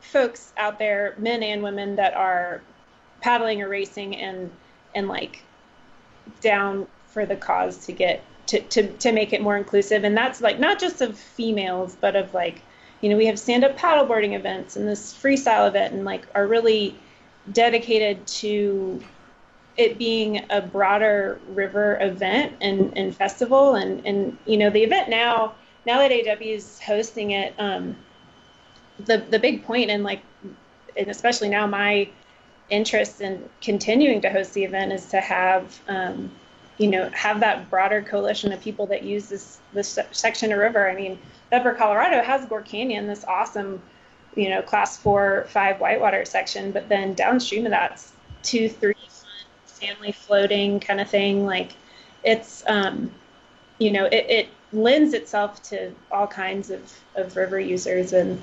that having those different types of river use, like then is things that I can go take to meetings and negotiations for flows and stuff and use and talk about kind of that broad range of use on the Upper Colorado. So I think keeping things inclusive is always ends up difficult in some respects, but we're moving in the right direction.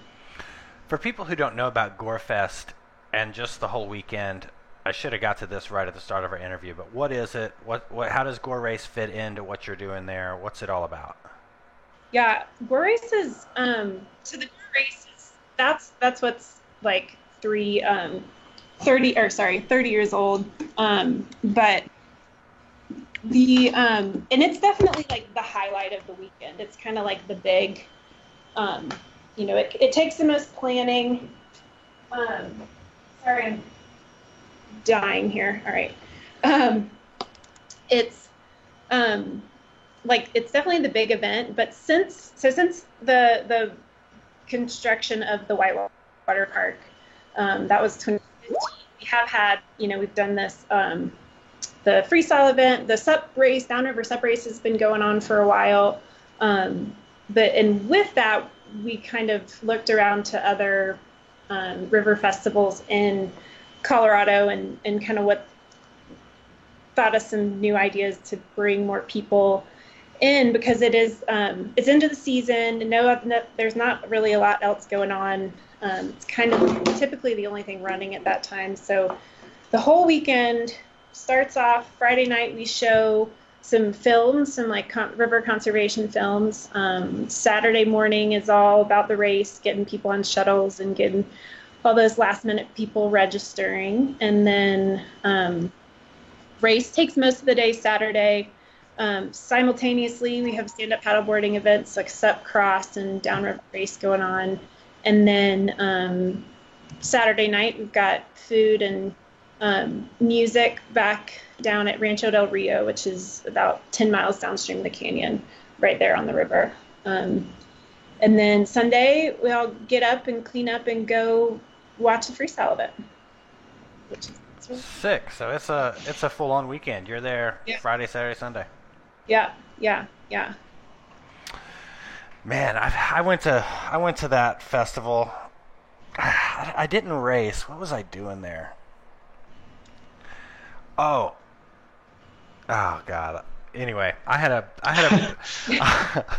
I had a big night there. I came there with Adam Druckman. You ever know who Adam Druckman was, Hattie? No. He was a Teva sales rep, tech rep, promotions guy for a long period of time. Oh God, this was probably 2002. I don't even know when this was. But anyway, I totally was too hungover. I missed the race. And so then I went paddling that afternoon. I lost my paddle in Kirschbaum, got the living crap beat out of me, swam. Frickin' lost my paddle completely, broke my boat. And I think I've only been back one time to Gore. But Tommy, man, he was just raving about, the vibe, and you're obviously doing something right, because something you're doing is causing some enthusiasm, infection. Yeah, well, so. I don't think I can take too much credit for it. I just, folks have really been excited to turn out. Like the race itself, it's been going on for 30 years.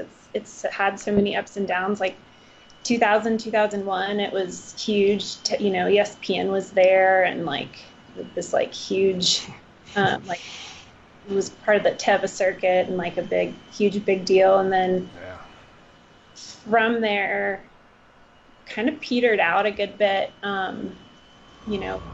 The first few times that I went, prior to organizing, it was fun. It was just chill. Where's that noise coming from? Let's see, I'm in a Not room. me. Is that you, Hattie? I don't think so. Sounds like a Mack truck is driving through your office. Was that me? Yeah, it's gone now. I don't know. But yeah, it I think I like to attribute it to the fact, like, we, kind of expanding the events that we offer. It's not an event that people are going to really travel super far to come to. There's we get a good Wyoming contingency. We get folks from all over Colorado. The Durango crew always comes up strong, and it's we did have a couple people from Tennessee this year that drove out for it, which was super cool. But it is between Gore and Bailey. That's kind of like all we've got running this time of year typically, and you never really know. So it's super, and honestly, that's something I really like about it. It's like super local, like Colorado based. It's like very much like this paddling community, which it's like kind of a special time for everybody to get together, because they're not going off in a bunch of different directions. So but yeah, I've been having a blast doing it. But if any of your listeners out there are interested in some race directing, tell them to give me a call. Good luck with that. I think you're stuck with this for a while. Get a bunch of unsolicited advice and no offers for help. Right. Do you want to talk about boat length? Where do you cut your short boat length off at, Hattie? 9 feet? Mm-hmm. Yeah. You're gonna keep it at 9 feet with some of these like 9.3, 9.5 boats coming out? I mean, I'm just waiting for Jeff's race standards now. So simple. In retrospect, maybe he's not exactly the right person to put that together. Maybe someone like Jeff. Oh man! Well, congratulations on a great race. Tommy was just raving about it, Yeah. So Yeah, no, it's super. He signed himself up to help with safety next year, so I'm definitely gonna take him up on that. Yeah, he knows what's up in that camp. Switch gears real quick. Do you guys have anything else about the Gore race? Switching gears real quick. What's going on with AW in Colorado? So we have had a big change at AW in Colorado. So Nathan Fay, who was talking about earlier, he was the original AW person in Colorado when the stewardship program here was started. So he was with AW for 12 years.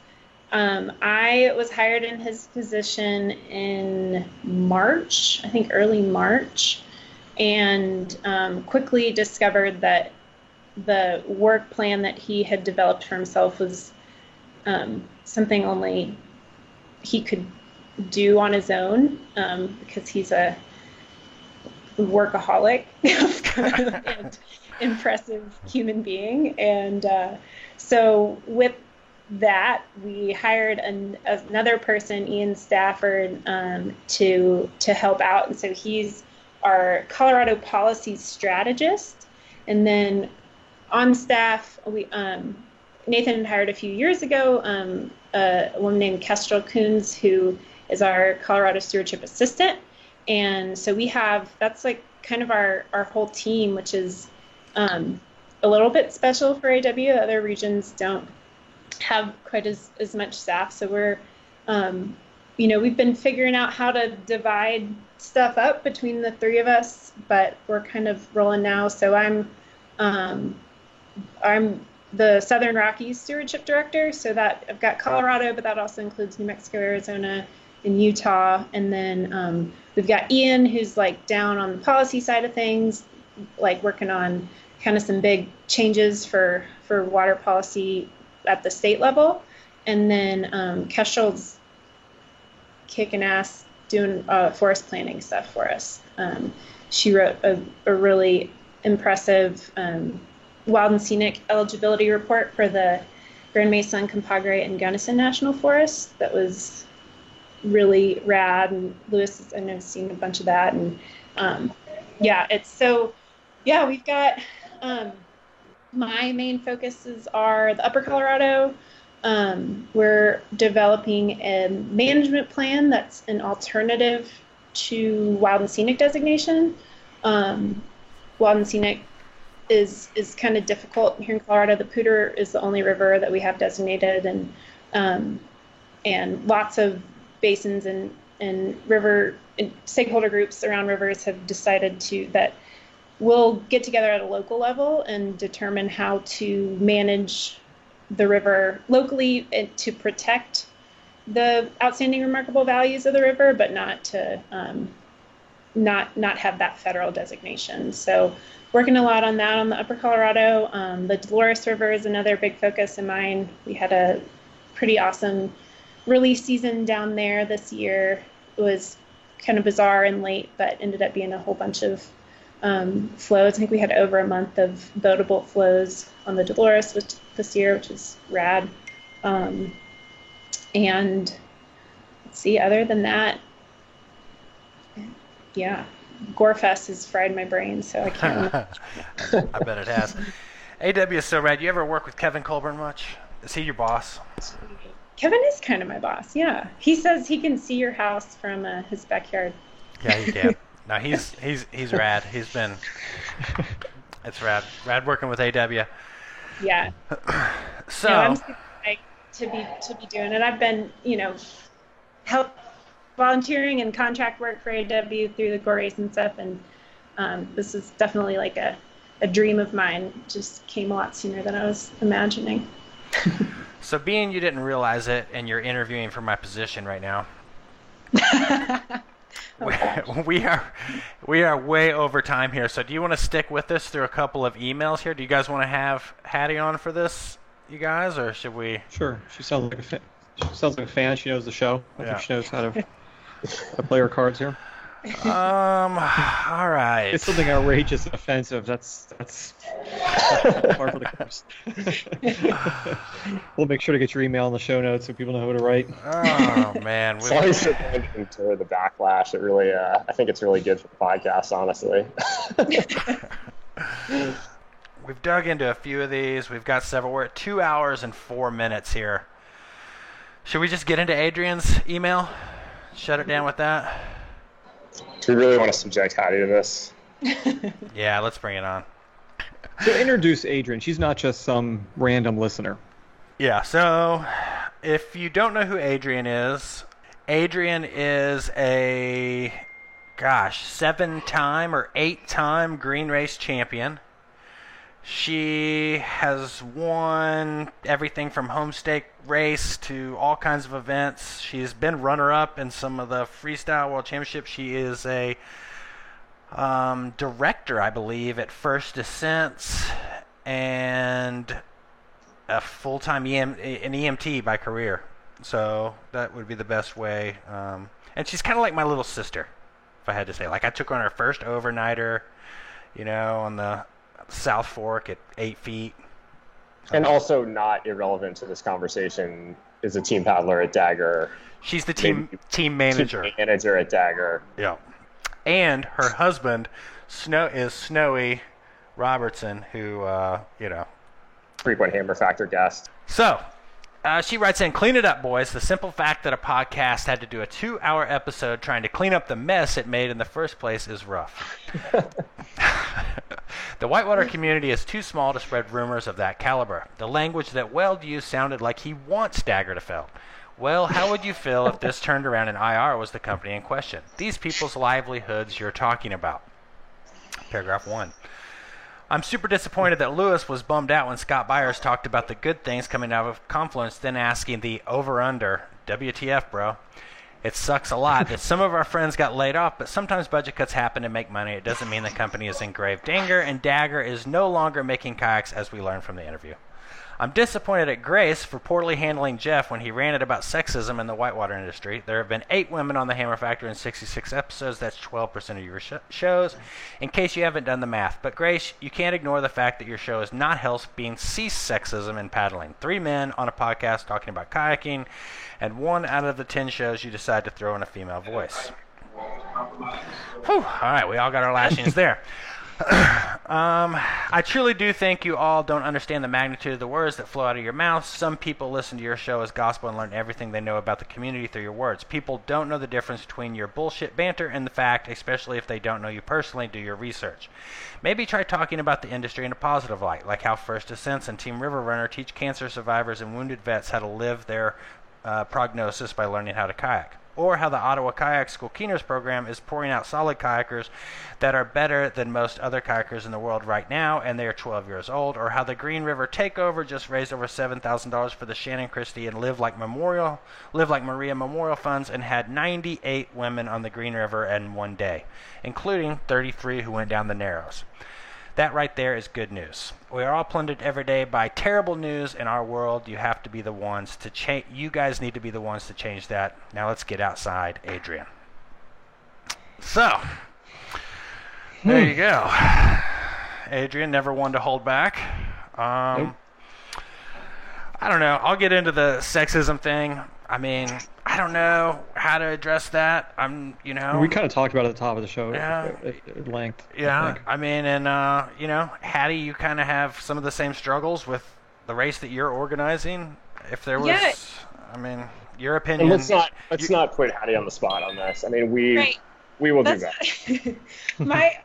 All I want to say, and as I mentioned earlier, that I have started a few emails to you guys, and none of them were sent because anyway, I think that that I guess the thing that that gets me frustrated the most, women that kayak and women that are in the whitewater industry recognize that we're in the minority, and that's like blaringly obvious all the time.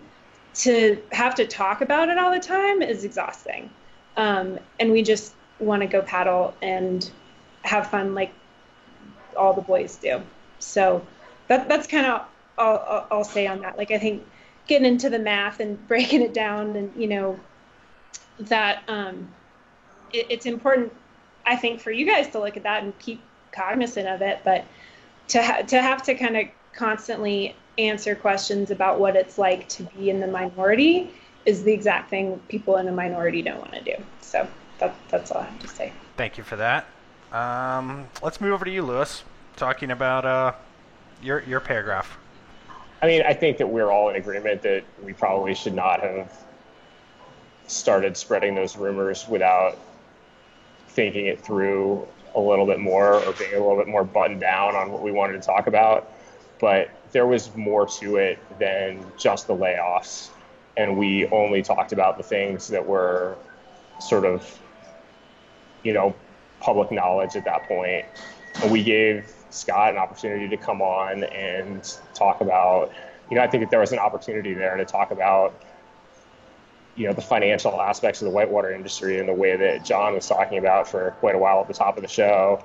And to me, just saying, oh, there's nothing there, and pivoting to all the new boats that are coming out, that was not really responsive to the subject at hand. And so to me, that just felt like a little bit of redirection away from what we were actually there to talk about. And so I wasn't super impressed by that, I guess. And that was the genesis of that comment. And I certainly didn't mean it literally, but I'll stand behind the tenor of it. And, well, do you want Dagger to fail? Of course not. I need Dagger to survive. That's my whole point, right? I need people to realize that they need to take this seriously. Without Dagger or Jackson or these guys selling boats to retailers, I'm going out of business. And I mean, look, we had like Joe Pulliam on to talk about the history of Dagger, from the earliest days up to the most recent, at tremendous length, like not that long ago, right? I mean, I hope that what came out of that conversation, I don't know how you could come away from that conversation being like, oh yeah, those guys are rooting for Dagger to fail. Like, give me a break, like. I mean, I talked about, like, I like that boat, the Phantom. We talked about the Rewind being sick. Like, we have their team paddlers on all the time. Like, it's like, look, you know, like, there's something worth talking about here, and like this constant effort to pretend like there's not is like, that's not allaying a lot of concerns on my end, at least.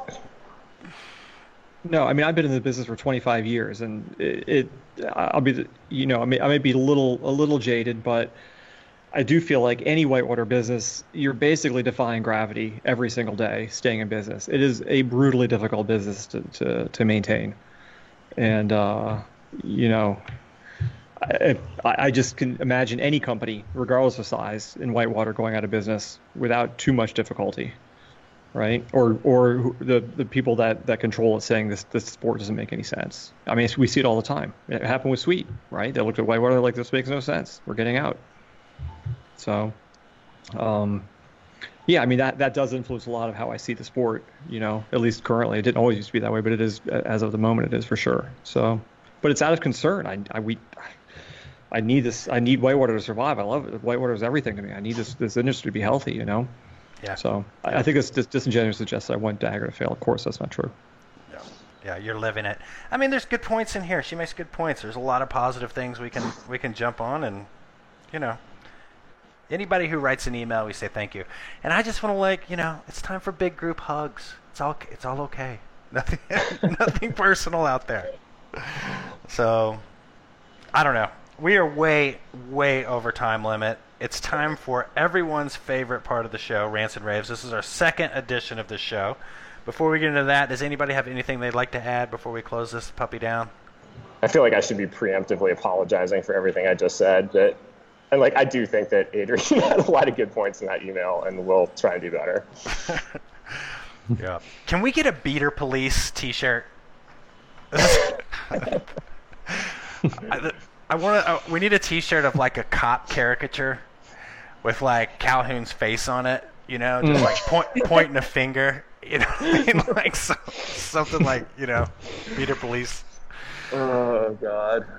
Anyway, having said all that, I'm gonna jump into a rave, and it fits right into, you know, having Hattie on the show. Is I just got a rave about all of these event organizers who are out there just like fully in a thankless position. When the race is over, everybody has a million negative things to say and one or two good things to say, and they're a big part of keeping the community thriving and awesome things happening. And I just want to give a shout out to all those people, Jeff included. Look at you. I've had a lot of thank yous as well. So, thank you for the thank yous. Hattie, do you have a rant or a rave that you'd like to add? I do. I have a rave also, and I think only now that it's been a couple weeks since the race am I able to think of it fondly, but it really is an awesome time, and we have so my rave is for you know, our sponsors, and not just to plug my sponsors, but more to recognize kind of a lot, like from Adrian's email too, like the things that companies and groups of people are doing for the whitewater industry. I've got some big sponsors from Colorado Whitewater, which is really excited here in the state. From Pete Belan, who does real estate. He also runs Bailey Fest, which is coming up on Friday, Saturday, and Sunday this week. And just supports it because he loves, you know, together Whitewater. But mostly, my rave is about the retail shops that come out to sponsor the event any way they can, you know, gear, things like that. Bring a bunch of people to paddle. We've got Four Corners River Sports crew that comes up every year, like deep with folks. They're like, I think they've got 10 or so racers that are just coming up with them from Durango, just like spreading the stoke. Jackson Hole Kayak Club and Rendezvous River Sports always comes down, and they've got there's 11 and 12-year-olds coming down with them and doing the Gore race, and it's awesome. And it's the best way to like wrap it all up is this year at the awards we had Chan Zwanzig came down. So Chan started Wave Sport. Oh wow! He and the Gore race. He hosted the original race in 1989. So it was super rad to have him come down, and he was impressed. And he in his little speech to everybody during the awards, he said, you use it or lose it, and you guys are definitely using it. So it was awesome to see, to hear from him who's been around through kind of all the ups and downs of it, and having the support from the community in this region to keep this thing alive. And I think that's it's happening here in Colorado, but are all around the country too, and it's exciting to see. That's awesome. We should have Chan on the show one of these days. Yeah, we'll put him on the list for sure. It's like, how's he doing? Okay, he's not so great. He's pretty sick. Really? I ran into him. I think it's probably been 10 years since I've seen that dude. And it'd probably been 10 years before that. Yeah. He's an all-time character. He's and like have a multi-hour show if you have him on. Yeah, and like it's like out to lunch as Chan it always has been in a lot of ways. So like he had some vision about what was going on with the sport. I mean, he really saw things coming in terms of like the rodeo generation. Was a real driver in making that all happen, and then sold Wave Sport like right at the top. It's like you talk about like picking peaks and troughs in the market. Like he nailed it on that one. Like.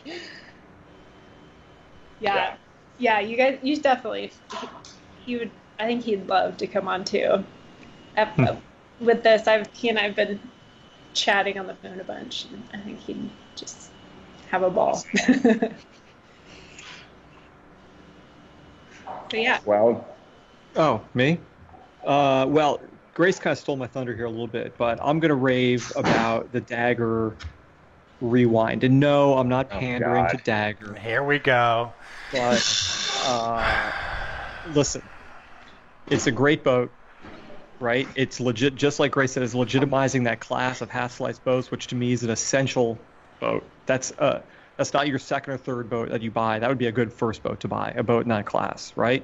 We have enough 12Rs and things that are the tools of the sponsored boaters and your third or fourth boat you buy. But this is a class of boat that deserves its day in the spotlight. And Liquid Logic, come on, guys, let's go. Step up, right? We have two great boats. We have the Ripper and we have the Rewind. What do you guys got? Man, you're ready to just abandon the BRAP, huh? It's over. I think the BRAP was a great boat, but I think it's a little long in the tooth now. It maybe started the revolution, right? Yeah. But the BRAP and the Antic, the Antic still seems to have a lot of life in it, but I think they need to step up. That was like episode 1 or episode 2 of the Hammer Factor. It was the boat that saved kayaking. Right. The 9R large, the 9R2 large is going to be like 9 feet 5 inches long. You bring it to the green race. We love you. We'll put you in the short boat class. You want to be in the short boat class with that? That's fine. Bring your rewind, whatever. We're all about it. So, I don't know. That is a very legit thing, because I was talking to Laura Farrell about the Green River takeover, and man, her and Emily Shamblatt have done a really good job with that. So I'm going to just throw one more little bone to those guys, because they have kind of started a little thing. So, all right. Well, I think that about wraps up this marathon issue. Hattie, you are hired. So, you. Am I off the hook? Did I get Hattie pinches for me on the? Or are you just assuming I don't have anything? Oh wait! How about me? I kind of did. Maybe just Hattie assume. can take my place. Possible. Did you give us a rant and rave here at the end, Lewis? I did not. Shut us down. I'm ready to hit stop. I'm gonna rave about British Columbia, man. I'm over America. I'm done with it. I think I'm just staying. I'm just living in the back of my truck at the Cheakamus from here on out. There's still water up here. Mountain biking, way better. different president. It's pretty good. Pretty into it. Well, thank you so much for coming on, Hattie. That about wraps it up for this marathon 2 hours and 20 minutes. Jesus Christ. Hammer Factor episode 67. And, yeah, I'm going to get out here and go do some kayaking right now. All right. All right. Bye, guys.